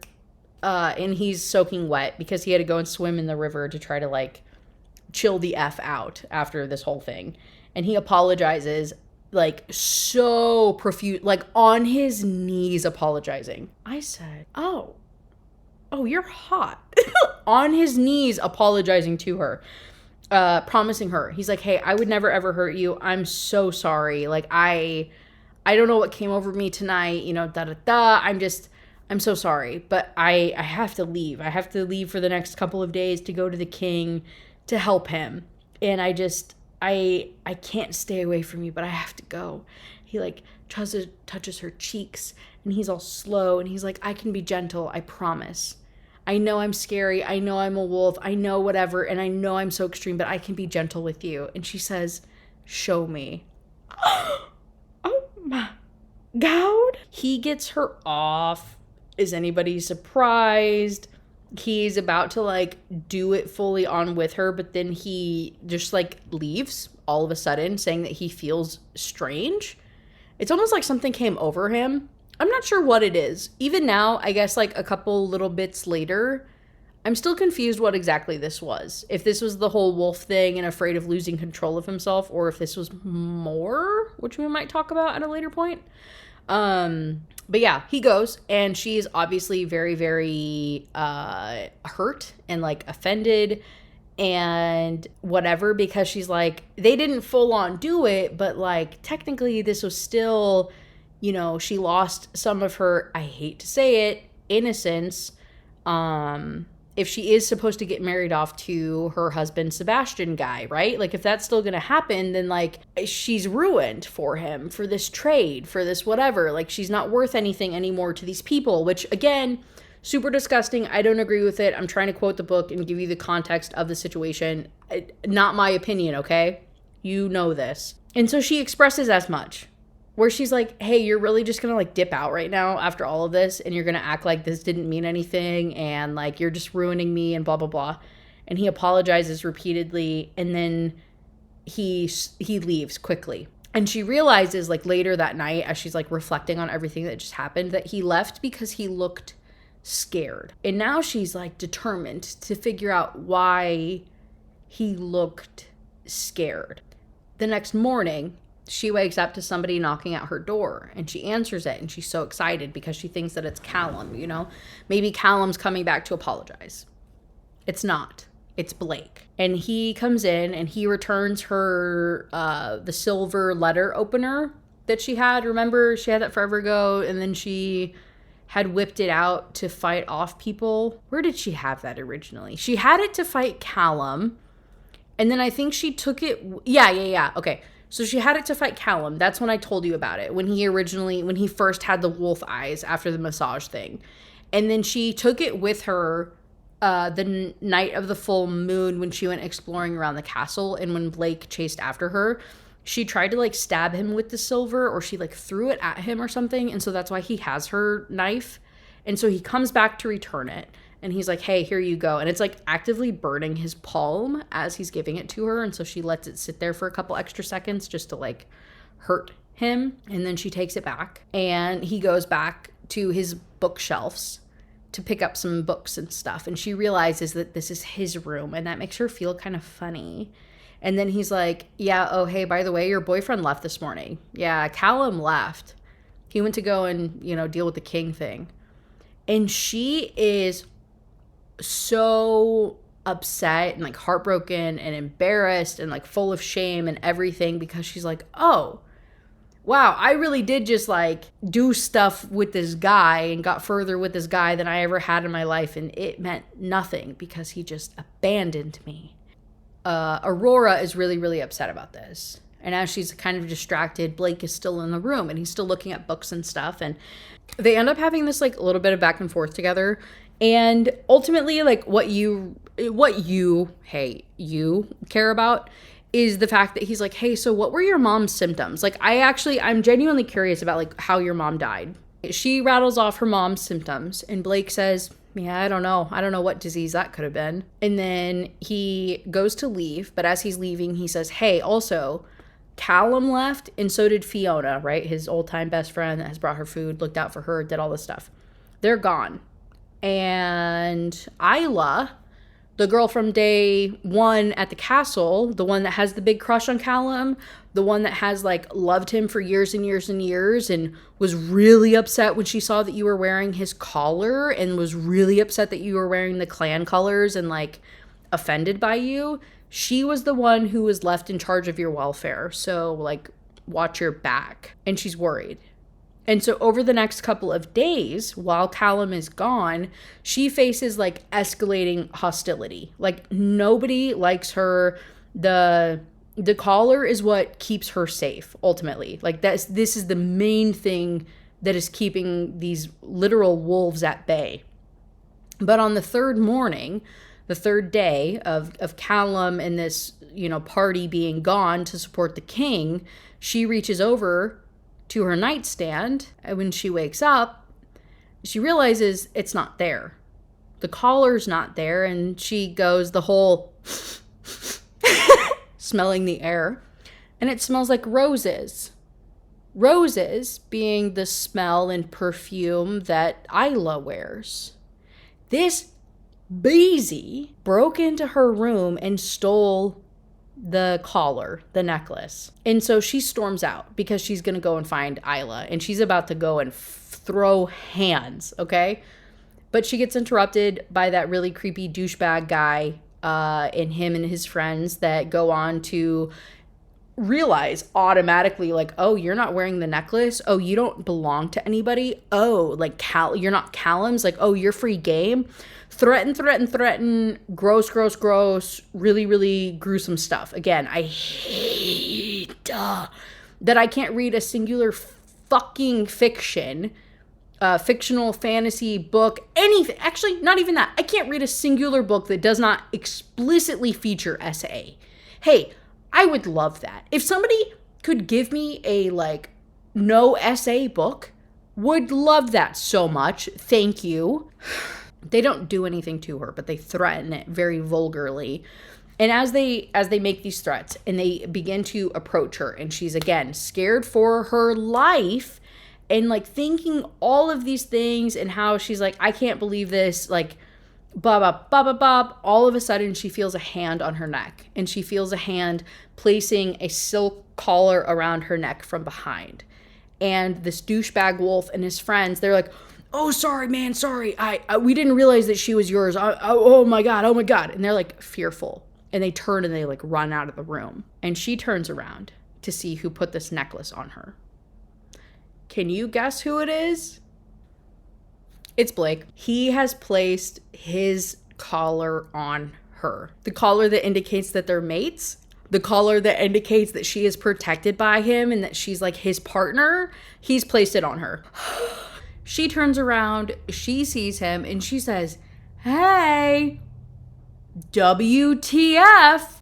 I'm not sure what else you're supposed to say in those situations, right? And so he says, yeah, you need the protection, right? Like, Callum isn't as liked as he would like to believe that he is. He's not as popular as he would like to believe that he is. Like, trust me, this is for, like, your best interest. Oh.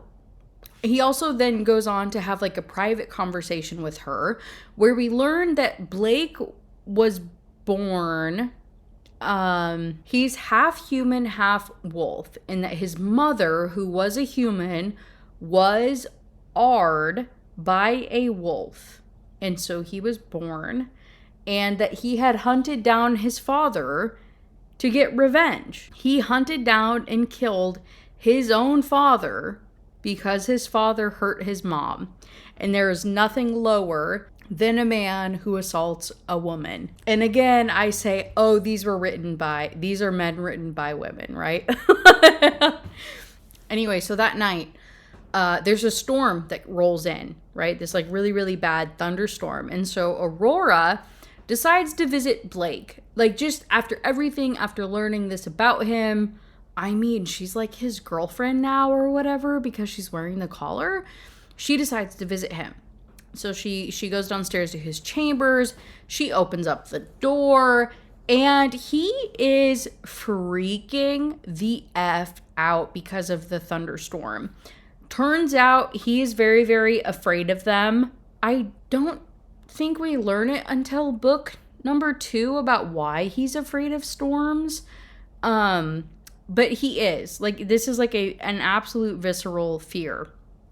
To the point that he will take wolfsbane, right, to like calm his inner wolf thing. He'll take wolfsbane, and then he'll take sleeping pills to try to like cancel each other out, to become calm enough to be able to like sedate himself during storms, right? Because his body goes into like such like a visceral reaction that like he's unable to relax during these storms, like a PTSD episode type beat going on here. And so she realizes this, and she realizes that he's freaking out, and she realizes like, oh my God, like I'm kind of making fun of you right now, but also like this is a serious thing. And so she tries to calm him, and she lays him in bed, and she holds him, and she begins singing to him. And he falls asleep, and she gets up, and he's asleep. And so she's staring at him, and this is like the longest amount of time that she has ever been able to just look at him. Ultimately, like what matters is that she decides to poison Isla, the woman who stole Callum's collar from her. Aurora decides that there's no better way than embarrassing her, and so she wants to like give her poison. Blake catches her. He says, hey, don't poison people. That's my thing. If you kill somebody because of poisoning, they're gonna think it was me, and that's like effed up. How about we don't? The amount of poison you are gonna give this woman is crazy. Just like activate her IBS. Put a bunch of butter on her potatoes since you work in the kitchen, right? Like hey, again, I feel like we're in a filler episode of The fucking Office, or like I feel like we're in a filler episode of like One Piece, okay? None of this really matters. I don't know what you want from me. Isla eats the quote unquote poisoned food, ends up like farting really loudly, embarrasses herself in front of everybody. This makes Aurora really happy. She looks up across the room, across the cafeteria, essentially, to Blake. He looks at her, he smirks, and then they like go on about their lives. That night, the men return, Callum included. Everybody comes home. We go into chapter 40. This is 2/3, 66% of the way through the book, right? I'm trying to knock this out really fast, but I feel like I go really fast and then I go really slow. I feel like we're about to get into another really fast portion of all of this shenanigans here. Point is, they return. Aurora goes back to her chambers, and she's waiting for Callum to return because she's still upset with him. They hooked up kind of, sort of, halfway, a third of the way. And then he abandoned her. And so she goes back to her room because she's like, oh, this MFer, he can come back and he can apologize, right? So she goes up there. Callum comes in, storms into her room, covered in blood, and shows his collar. He says, hey, what the F is this? Why are you not wearing my collar? And then looks down and sees that she's wearing Blake's collar. She says, no, you don't understand. It got stolen. Blake put it on me to protect me while you were gone because I was gonna die otherwise. Drama. You should actually be upset because you're the one that abandoned me. And he's like, I didn't abandon you. The king was near death. I had to leave as soon as possible, and I wrote you a letter. She's like, I didn't get your letter. Because maybe Isla hid it, right? She hid the letter and then like took advantage of the situation. Or maybe Blake hid the letter. We don't really know. We don't learn in this moment. Somebody, though, did not give her the letter from Callum that would have justified and like made her comfortable with the whole situation going on. Point being, he's like, I tried to talk to you. Well, you didn't. What do you mean? No, I really tried. Somebody hid it from you. It was really terrible. Okay, you understand what's happening. Ultimate point being, he, noticing Blake's collar on her, he says, remove it. And she says, make me. And they have like a whole thing between each other. Because she's trying to like trigger him, ultimately. She's like, she wants to make the wolf come out or something. But instead, he like, it's not funny. He's dying. He got shot. He got shot in the shoulder with a musket. There's muskets in this timeline? I don't know. He got shot. The bullet is covered in wolf's bane, so he's being poisoned. He's dying. It is not good, okay? It's not looking hot for our boy. She yells for Blake. He comes up there. He starts to help him, implements the solution, and then he taunts Callum to wake him back up. Blake says, I'm going to take your girl. I'm going to F your girl if you don't wake up right now. So he does, obviously. The wolf within Callum wakes up. And then they have like a whole beefing sesh. They fight back and forth. I don't know. There's a whole bunch of shit. And then Callum comes to and he says, Blake, why did you try so hard? Why did you try so hard to wake me up? And Blake says, I need you alive. Oh.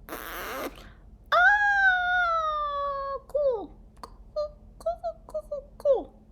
And then Callum says, never touch Aurora again. And then they part ways. And then Callum, in chapter 42, by the way, he's like, Aurora, I thought of you every single day, every single moment ever. I love you so much. I'm such a good golden retriever little boy. I'm not going to trade you for the heart of the moon anymore. I swear I'm going to keep you forever. I'll find another way. We'll do whatever. They end up kissing, and then they're about to do it, and she rips Blake's collar, right? She's still wearing his collar. She rips it off her neck. She throws it across the room, and then she goes on to tell him everything that happened in his absence, including homegirl stealing the necklace, and that's why she had to wear Blake's. And he's like, I'll take care of it. Don't worry. And then he goes on to like reassure her, and he's like, I only said goodbye because I couldn't control myself, and I wrote you a letter. She's like, I didn't get a letter. And he's like, oh my God, that sucks. I'm so sorry. I really did. I'll take care of it. And drama. I don't really care. They end up kissing. He ends up like doing some stuff with his tongue. She tries to bang him. He says no. It's a boundary because we're back to the whole thing about power dynamics. We're back to the whole thing about being a prisoner versus a willing participant. And again, I say that's hot. Oh, maybe I do like men.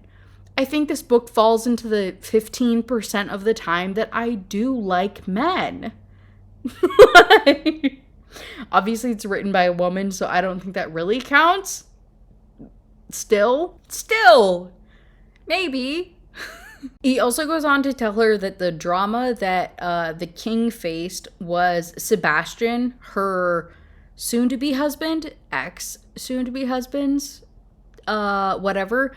They're searching for her. Like, Sebastian is straight up killing folks. He has straight up started like an entirely other war to find her, okay? And so he sent all these people to go to this thing. They ended up going to the like stronghold, which is the term I will use. I don't know what the right one is. Fort, clan, village, whatever.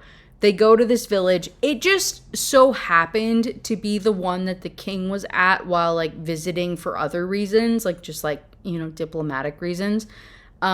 He was there though at the same time that Sebastian invaded or like tried to take over. So they had this like whole war thing. That's why all these other people were called upon to support it. Drama. We'll come back to it. I don't know. Don't look at me, okay? And the king thinks that Sebastian invaded and attacked with such large numbers because he was there. He was not aware of Aurora or Aurora's kidnapping or her presence or whatever at this point.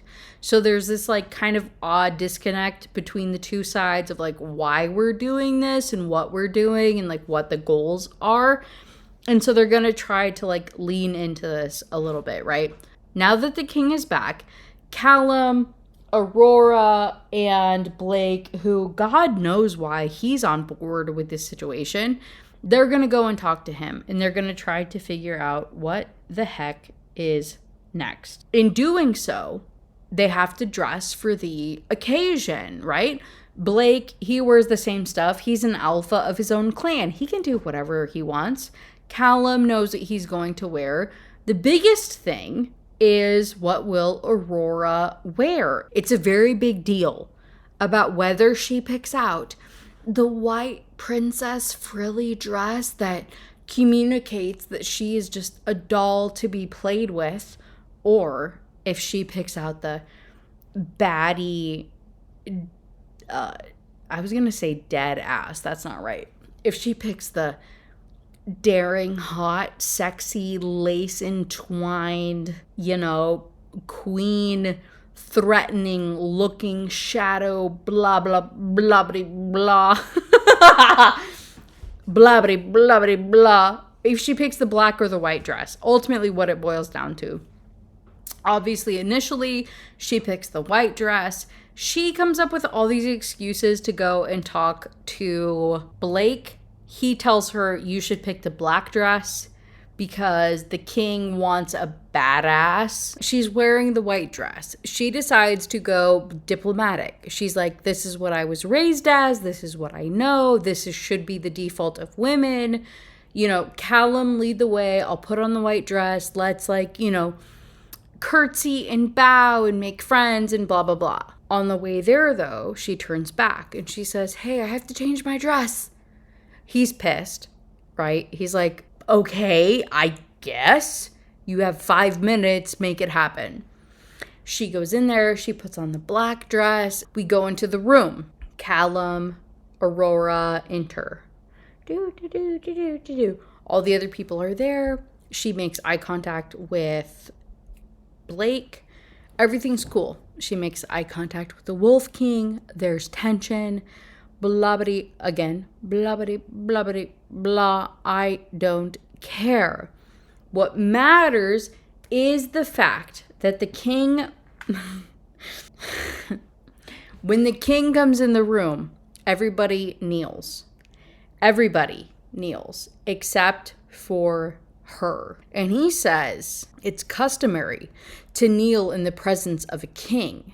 He says his voice is low and powerful, thick with the accent of the northlands. I always thought my wedding day was the moment my whole life was building toward, but now I think perhaps it was this one. I have one moment to make an impression. One moment to show I am not a useless doll, nor a pawn to be played in a game between men, nor a statue made of stone with nothing inside. I spared Ryan, the 16-year-old boy, in that fighting ring. I chose to come with Callum to this kingdom of wolves. I bartered with him for my freedom. Be bold, my pounding heartbeat demands. Be bold. I swallow and raise my chin. A real princess does not kneel to a false king, I say. There's a collective intake of breath within the great hall. A few of the alphas step forward. Shouts ring through the room. Roberts? Who the fuck is Robert? He's the second in He's the douchebag wolf's alpha. He was the second in command. He's been the king or whatever the fuck for the last while. Robert's hand curls around his sword. I can barely focus on the disruption I have created. Again, hey, you, me, say it with me. Blabbity, blabbity, blah. I don't give a fuck. There's drama, okay? Because she just stood up to the king of the wolves. For what reason? Hey, for what reason could we not play along? This was the worst, political move I've ever seen in my entire life. What do you mean you couldn't play along? For a teensy, tiny, teensy, itty bitty titty bit amount longer. What do you mean? I already hated her. I have hated this main female character. If I have not expressed this already, I've already hated her since the jump. But now, like, it's one thing to hate somebody and it's one thing to want to fight them. I'm to the want to fight them phase. I literally just don't understand why you would say that. Like, in what world? Really, though, she was saying it to try to, like, impress Blake, right? She was trying to be the edgy whatever that he's, like, pushing her to be, and she doesn't want to be a doll or a statue or whatever. And so she's just, like, I don't know, just making dumb decisions. So the court erupts. Everybody's freaking out. Everybody's, like, about to fight, right? The king's, like, WTF and looking at Callum, and then tells Callum to come with him, and there's, like, a little secret private room, like, right behind the like chair where he sits. There's, like, a little room, and so he has Callum follow him into that room, and they're gonna have a little chit chat about what the heck is going on. And then Blake comes up to stand next to her to, like, stand guard while everybody's all freaking out and still angry and stuff.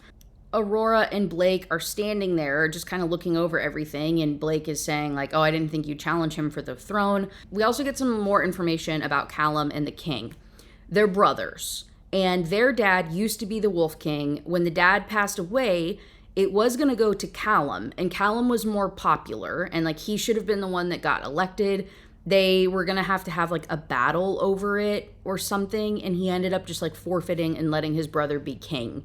Even though, like, in all actuality, Callum was the more popular one and, like, should have been it, but he didn't want to fight his brother and have all this stuff and didn't want the responsibility, I guess, of, like, being king, so he gave it to his brother. So just a kind of a weird tension there and, like, weird dynamic.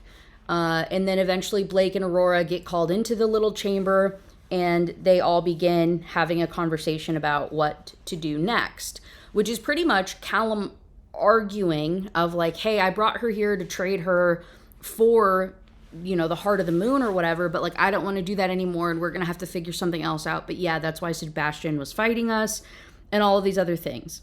And she interrupts their conversation because she's like, I hate when people talk about me like I'm not here, like I'm a real girl.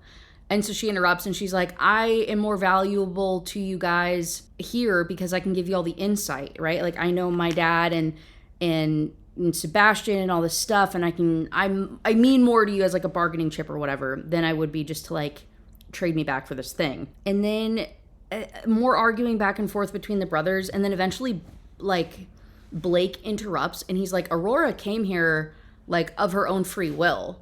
And then all of a sudden, like, really, like, literally, like, flip of a switch, the king changes his tune, and he's like, yeah, you know what, actually, I think that's a great idea, Aurora, you should stay here. Yeah, let's just, like, hang out and be happy and everything's great.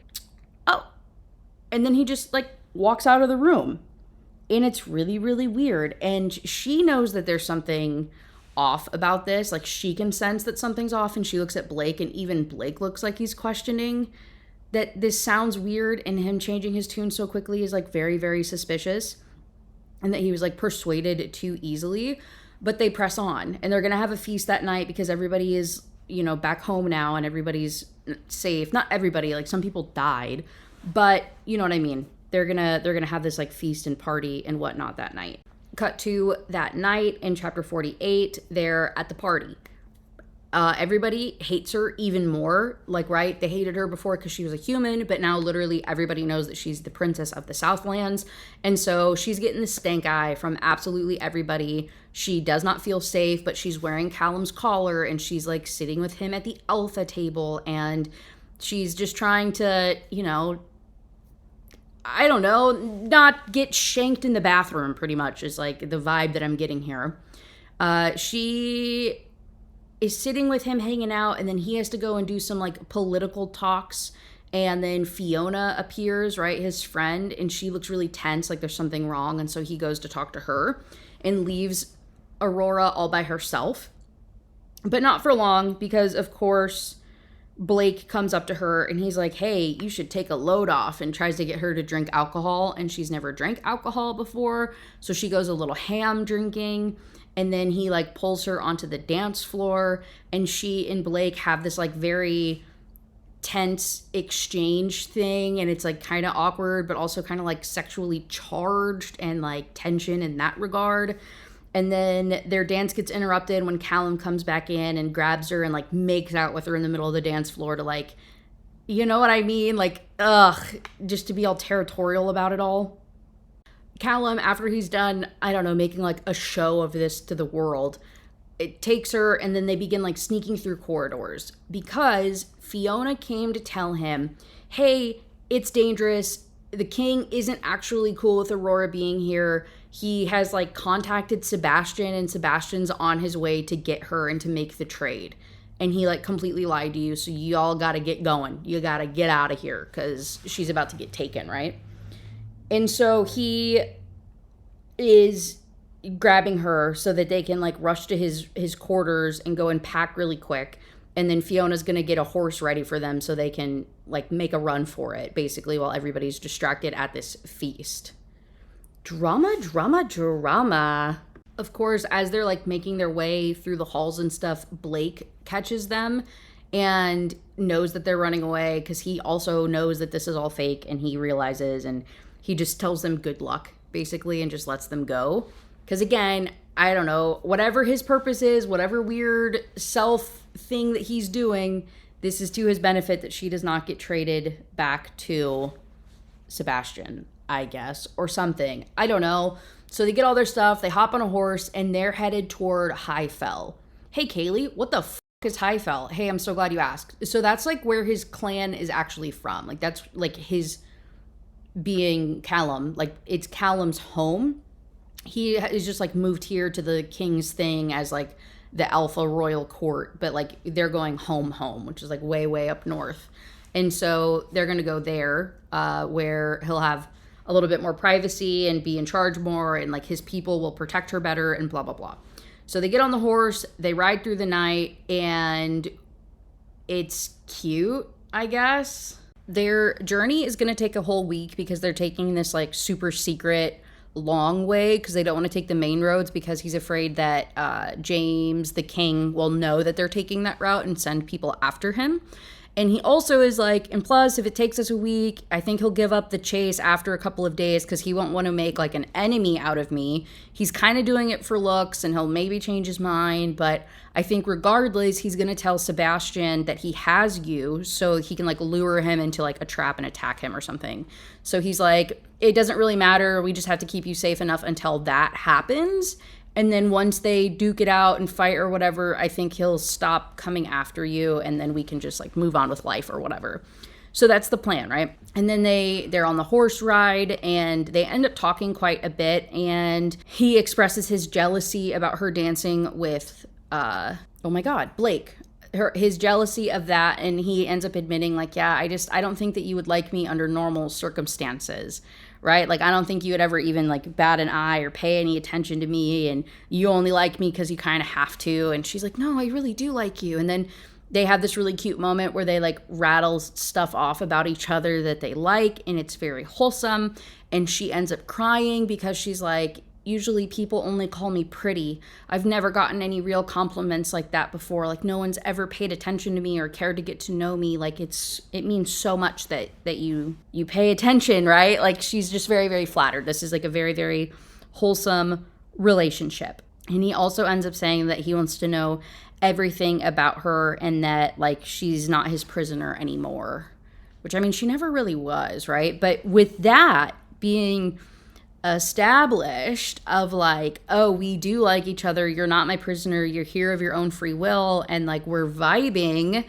When they stop for the night, he has her like wait with the horse over by like the water, and he goes to get food for them. Supposedly he's like, I'm gonna go and hunt it and stuff real quick, but what he's actually doing is setting up a tent for them, and they end up boning. Is anybody surprised? I don't know what to tell you. At least there's not a knot involved in this story. Praise baby Jesus, right? It's romantic, it's cute, it's wholesome. I don't know. It's like nothing too crazy. They end up doing it a lot. And then the next day they wake up and she wakes up and she feels free and happy and safe, and she's just never felt so good. And then they end up doing it again. And when he goes to hunt for breakfast that morning, of course, her feeling of comfort is immediately juxtaposed with looking up and seeing two of the king's men coming after her. They have been scented, they have been spotted, and she starts to run away screaming his name. She can't find Callum anywhere, and Callum can't find her. And next thing she knows, she turns a corner, and it's Blake. And then he basically like chloroforms her, and as she's like passing out, he whispers in her ear like, "You should have ran faster, little rabbit." Ugh. When she comes to, she is in a dungeon cell, and she hears Blake talking to one of the guards outside of it about how Callum has also been captured, and he's also like in another jail cell or something. Like he's being like not contained, not retained, not, I don't know. Oh my God. He's like imprisoned basically. After the guard leaves, Blake turns to Aurora because he and his crazy senses knows that she's awake now, and like talks crap to her. And she's offended because she's like, I thought we were friends, basically. She's like, I knew people said not to trust you, but like I at least thought we were cool enough, and you're over here like sacrificing me to gain favor with the wolves. Because I'm assuming I said this last night. I cannot remember, dude. He's a half wolf. Like he is a wolf. Like his mother got arred by a wolf, and he was born as this like half human, half wolf, and his mom hated him for it and ended up like giving him to these like really crappy priest scientist people. And so he had all these like experiments done on him, and that's why he has all of the medical books up in his like room thing that she was staying in. And then also he has a bunch of scars and everything from all of these like experiments that happened to him. And he's like, yeah, so I don't actually care about the wolves. I killed the wolf who arred my mom, like my father, basically. He's like, I killed my dad, and I killed the wolf who bit me and turned me into a wolf. Because you only turn into a wolf if you get bit by one, and it like triggers you turning into one, and then the wolf that bites you is now your alpha because they're responsible for you as a wolf. I don't know. Don't look at me like that. It's like your DNA has to get activated by a wolf bite or something. Don't look at me. I don't know. But he does say to her, he's like, yeah, I don't care about impressing these wolves. I don't care about the wolves at all. I care about power, and I want to like rule all of them. And so that's my plan, is to like, I'm going to be wolf king. I'm going to be king of everything.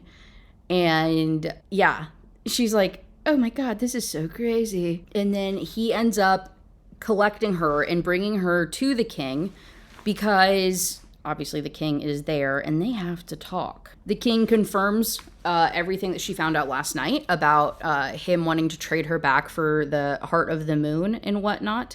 But he's saying that like, I don't care about the heart of the moon. Honestly, like I just want to hurt Sebastian. Like I want to get back at Sebastian because he killed my mom and like killed her on the full moon so she would die as a wolf, and then like skinned her and sent her like coat, I guess you would call it, like her fur, to him to know that his mom was dead.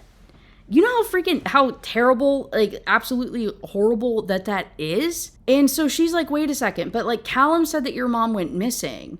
And the king says, yeah, I know, I let him believe that. I didn't want to tell him the truth. Like for one reason or another, like either he's like too weak to take the news, or I don't know, whatever the reasoning is. He's like, yeah, he didn't know. She's like, so you let him go to this town and go and search for your mom knowing that she was dead? And he's like, yeah, I did. He's also kind of a dick, like just in general. Bad vibes, obviously. And so instead, he's like, I want to hurt Sebastian. And so you have like two choices ahead of you, Aurora.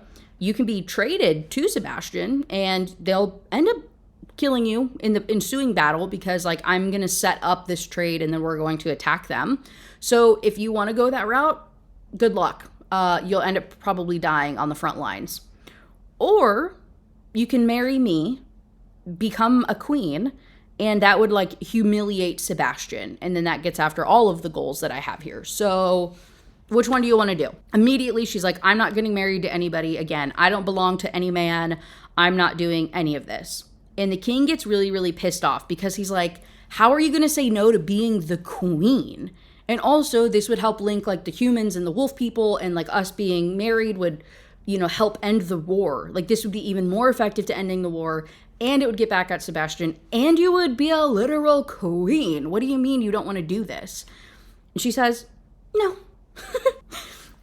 And she ends up like fighting back enough, and she's like, you're only the king because Callum allows it. And then he like backhands her, like freaking slaps her, and she again says no. Now she's like, you're just like your dad. I would definitely never marry you now. And also, obviously, she's saying no to getting married because she loves Callum and she doesn't want to hurt him, and yada, yada. And so the king, pissed off by this, by her just reaction to everything and not being grateful for what a wonderful offer this was, he has his guards bring her back to the jail cell and tells Blake to essentially like torture her until she comes to the right decision. Obviously, he does not do this, but he does go in there and he tries to talk her into accepting the offer, saying that that's like her only chance for survival. She's like, why would I believe you? Why would I take any of your advice? All you do is lie. And he's like, I never lied. Like he's like, I don't ever lie. The only thing I ever lied to you about was pretending to recognize you from the palace, like when they met. Right? Because she went into the room when she had first gotten to the castle, and she recognized him, and she thought it was from being on her dad's Kingsguard thing. And he pretended to recognize her to like instill fear in her, but he had no idea who she was. He just pretended because, he guessed at her identity and stuff, but like he didn't actually know. And then they have, I don't know, more like argument.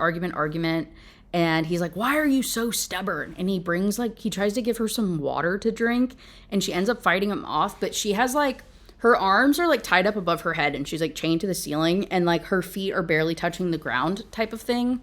So it's like really painful. And he comes over to her, and she's trying to like push him off, and she ends up like wrapping her legs around his waist. And again, it's like very sexually charged, and he's like staring deeply into her eyes, and he looks at her mouth, and they're about to kiss. And she's like, if you kiss me, I swear to God, I'm biting off your tongue. And then he just walks away. Ugh, weirdos. He's gone for a couple more hours. A guard comes back in to collect her, to bring her to the Wolf King for her to make the final decision.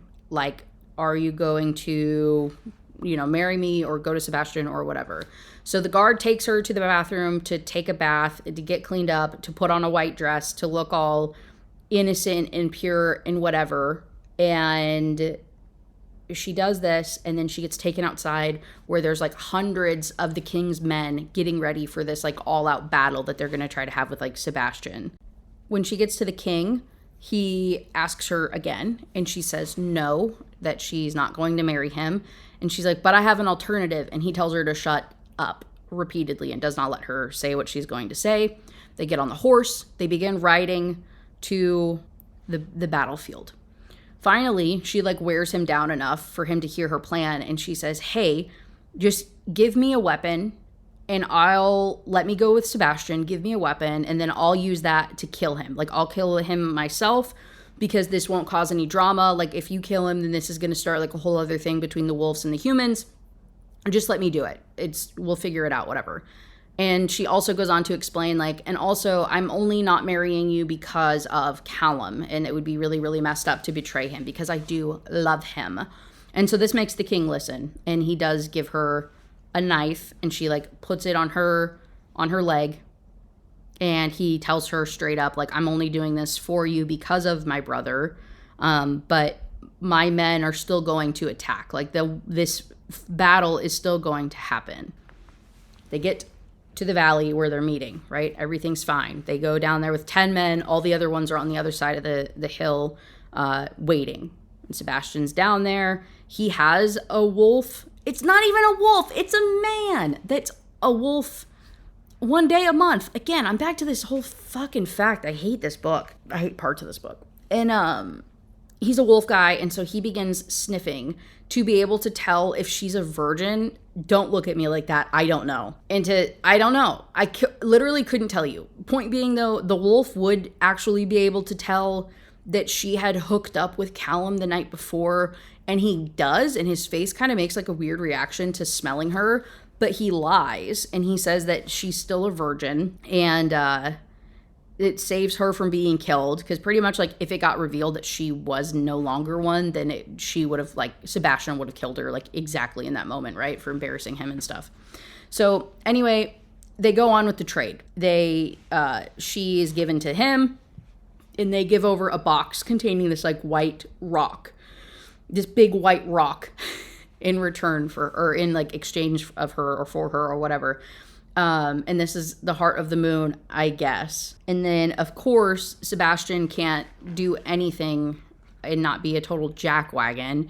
And so after they make the exchange and they begin parting ways, he's like, yeah, and I did some other crazy stuff to your mom too, blah, blah, blah, blah, blah, before I killed her. And so obviously, homeboy jumps to try to, like, attack Sebastian, but one of the archers ends up shooting the king in the shoulder. And so then it all begins. Like, all hell breaks loose. All of the wolves come over the hill. Sebastian's army, you know, they're all ready to fight as well. And all of a sudden, it's like dark outside. It goes like completely. I don't know if they're meeting at night. That would be weird if they're meeting at night, but it's making it sound like it. But it's not on a full moon. It's just like a regular moon night, and so they're not going to turn into wolves, right? But all of a sudden, there's like clouds cover the moon, and it gets really, really dark outside. And then the heart of the moon that's in the box begins to glow. It's like glowing really brightly, and all of a sudden on the wind, you hear the voice of this woman singing. And Aurora's like, oh my God, this must be an answer to my prayer that I made to the moon goddess to keep everybody safe. And then all of a sudden the moon appears, but now it's like a full moon. And the valley's all filled with light. And then all of a sudden all of the wolf men turn into actual wolves, even though technically that should be impossible because it's not the full moon. But the heart of the moon lit up and gave them this power, I guess. It's so silly, goofy, freaking stupid. And so them turning into wolves, oh, it is crazy. They start tearing apart the human men, like the human army.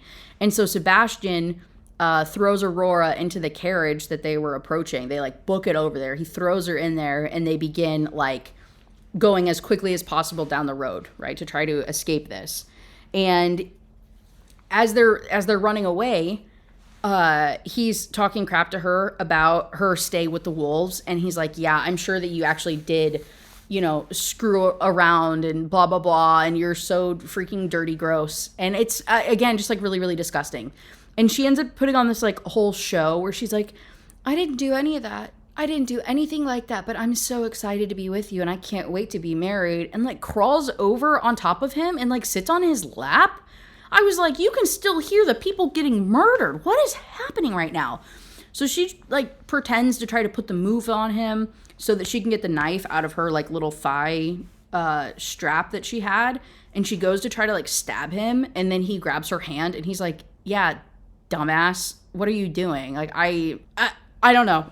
I don't know why she thought she could actually do this. And so he overpowers her, obviously, and then threatens her, makes a lot of more really, really gruesome threats against her. And then all of a sudden, the carriage falls over. Like, it gets, what's happening is Callum shows up. No, the king shows up. Yeah, yes, the king shows up and knocks over the carriage. It, like, goes tumbling, and they're inside of it. They're both kind of like semi-knocked out. Aurora wakes up first, though. She grabs the knife off of the carriage floor and just like swipes it across his neck and kills Sebastian. Oh. So he's like dying, like actively like bleeding out, dying. And all he says is, hold on. He says, you stupid B word, he rasps. Now you'll never know the truth. Night is spreading, it will take you all. A manic laugh bubbles from his lips with his last breath. Oh, okay, I guess. The only other thing to note too about their conversation that they had is one of the threats that he made against her was that he would poison her like his dad poisoned her mom. So that's what had happened, was that her mother was poisoned by her dad. It wasn't just some sickness. It wasn't just some illness. She was being actively poisoned. And we learn more about that in book number 2. So that a little bit closes that loop that we had. Anyway, she ends up climbing out of the wreckage, and all of a sudden she looks up and the king in his wolf form is stalking towards her. And she's like begging him, like, hey, like, everything's going to be okay now. I just killed Sebastian. Like, I'm on your side, blah, blah, blah. Doesn't listen to any of it. He attacks her and he bites her on her waist. And he's about to like totally kill her when Callum appears in his wolf form. He was able to break out. And so then he tackles the king. And then they have like a whole back and forth. And then eventually they turn into like human form again, like their wolf form wears off, I guess. And Aurora goes to try to help, but then all of a sudden another wolf appears, and this time it's Blake, and Blake's there to help the fight, and then he turns back into his human form, and then it's like the 3 men all going crazy and like yelling at each other and fighting, and then Blake tells Callum to run with Aurora and get her help, and so he does. He like grabs her as quickly as he can and he starts running. But like she's like clocking that he had this weird face because he didn't know why Blake was there or how Blake knew that they were there. I don't know, dude. Okay, don't look at me. I don't know what's happening. It's just chaos. And there's only 2 chapters left in the book. And so in chapter 58, Blake brings her, not Blake, Callum. He brings her somewhere. I don't care. I'm not looking it up. He brings her to like an infirmary. Oh no, that's not how you say that word. Infirmary? We'll go with it. Brings her here, and then he's like freaking out and like trying to like, stay with me. He's like applying pressure to her wound and stuff. Eventually Blake shows up, covered in blood, but he's alive and he made it. And he begins trying to like tend to her wounds, and she's coming in and out of consciousness. And he's like, hey, Aurora, stay with me. And very similarly, the same way that he woke Callum up, he tries to wake her up, talking about a bunch of like sexual stuff and talking about like, I don't know, just saying really weird, gross things to try to like get her to come to and like be angry. And he's like trying to like piss her off. It's not working. She continues to like fade in and out. And as she's doing so, she's like overhearing their conversation. And Blake is telling Callum, like, no, I'm saying this stuff on purpose. She has to wake up because she's a half wolf like me. And James biting her, this is either going to like transform her into a wolf fully, or this is going to kill her because now her like inner wolf has awakened, and we have to try to like get her to wake up. And she's dying, and there's only one thing that I know how to do to save her. And Callum's like, okay, tell me what to do. I'll do anything. And he's like, there's not enough time to explain. And so then he like pushes Callum to the side, and Blake presses his forehead to Aurora's, and he starts like speaking in tongues, basically. He's like chanting this like weird language that she's never heard before. And then she dies, right? And as she's dying, she is like making a promise that like she'll live differently if she survives this, right? Like she's like, I'll love with my entire heart. I'll never be shackled again. And then all of a sudden she feels Blake's she feels Blake's life force reaching out to her. And so she instinctually, she like goes after it, right? And she like draws on his essence or something, and they end up like merging because this whole like life force merging thing that's happening. So she gets a bunch of like flashes and memories of his life, and she feels this like his like shadowy tendrils of his darkness like in her body, and like it's like in her mind palace. Now it has like his little shadowy bits, I guess. I don't know. And the only thing to really note is that like in these memories, there's a lot of like blood and pain and whips and poison. And she gets this vision of this like destroyed church. and there's a beast in a crypt that is like super angry, and obviously and that happens in book 2. We find out about this whole church thing at like the very end of book 2. And so they had this moment, and then Callum, he's like, okay, Blake, that's enough, and like rips her off. Aurora's wound is gone. She's healed now. She's weak. She's super, super weak, but she's alive. And Blake looks terrible. He is so disheveled by everything that just happened. He is not doing good, but he's like, okay, like, let's go to my castle. He has a castle, I guess, like around the corner. So they're going to go to his castle and go and like vibe and hang out there until they can get her healed up all the way and figure out a game plan with this whole king thing and, I don't know, shenanigans happening, okay? And so in chapter 59, the, again, very last chapter of the book, she wakes up in Blake's castle and she overhears them talking. And he's like, I didn't kill your brother. I just like incapacitated him. So like, we're going to have to figure that out. And then also, we all saw the scars on Aurora, right? We've all seen them on her back. That is from a tradition of the Southlands of essentially like trying to beat the wolf out of the half-wolf children to like help them suppress their wolf nature, I guess. I don't know. She ends up fully waking up, and then she tells Callum everything that happened. About being kidnapped by James, about his threats to her, about him wanting her to marry him, and he vows revenge or vengeance or whatever you want to call it. He's like, I will kill James and I will be the king. And then she starts laughing. She gets this like really weird, like overwhelming emotion and laughs, and she doesn't understand why. And then Blake ends up explaining that because he shared his life force with her, they're like so deeply intertwined now that they like feel each other's emotions and kind of like share thoughts a little bit. And they end up like also, I think it's more in like book 2, they like visit each other in their dreams now, and they dream of memories and like they talk to each other in their dreams. It's actually, hey, not gonna lie, really hot dynamic in book number 2. Okay, I'm about it. So they're like bonded in this crazy way now because of this whole life force thing. So they also, on top of that, not only feeling each other's emotions, they feel each other's pain. So like if Blake were to, I don't know, say get in a fight with Callum wouldn't be able to hurt Blake without hurting Aurora. This pisses Callum off because he's like, dude, what the frick? You didn't say that was part of the deal. Like, why would you bond with her in this way? Blah, blah, blah. And he does begin to attack Blake. And then Aurora screams, and then Blake pretty much taunts him, and he's like, yeah, you can't hurt me or kill me without killing or hurting Aurora. And same thing, if like I get captured by James and like I get tortured, it would also be like torture upon Aurora. And so, yeah, dude, we're in this together. You're right. We do have to take down the king. So yeah, let's go and collect, Callum, like we said, you're a real popular guy with all these like outlying clans. You need to go and recruit them for our army so we can fight against the Wolf King. And then part of the discussion also is her revealing about Sebastian saying that her dad poisoned her mom.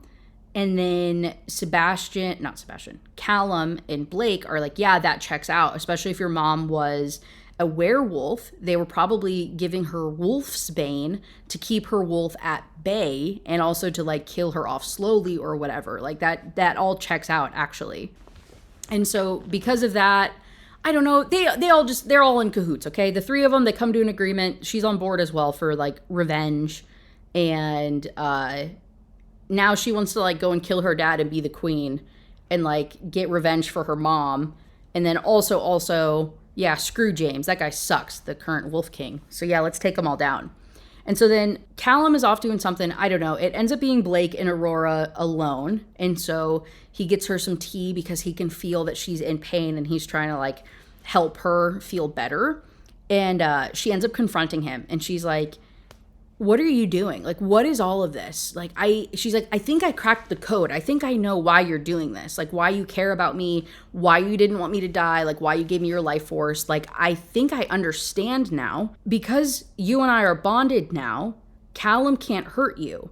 And if you go and fight the king, if Callum becomes the Wolf King, you can challenge him.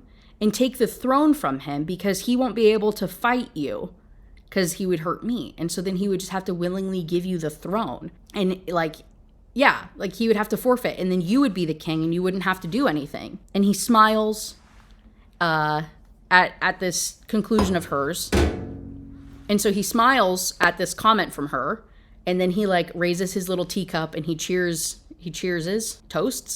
to the Wolf King, not confirming nor denying her accusation here.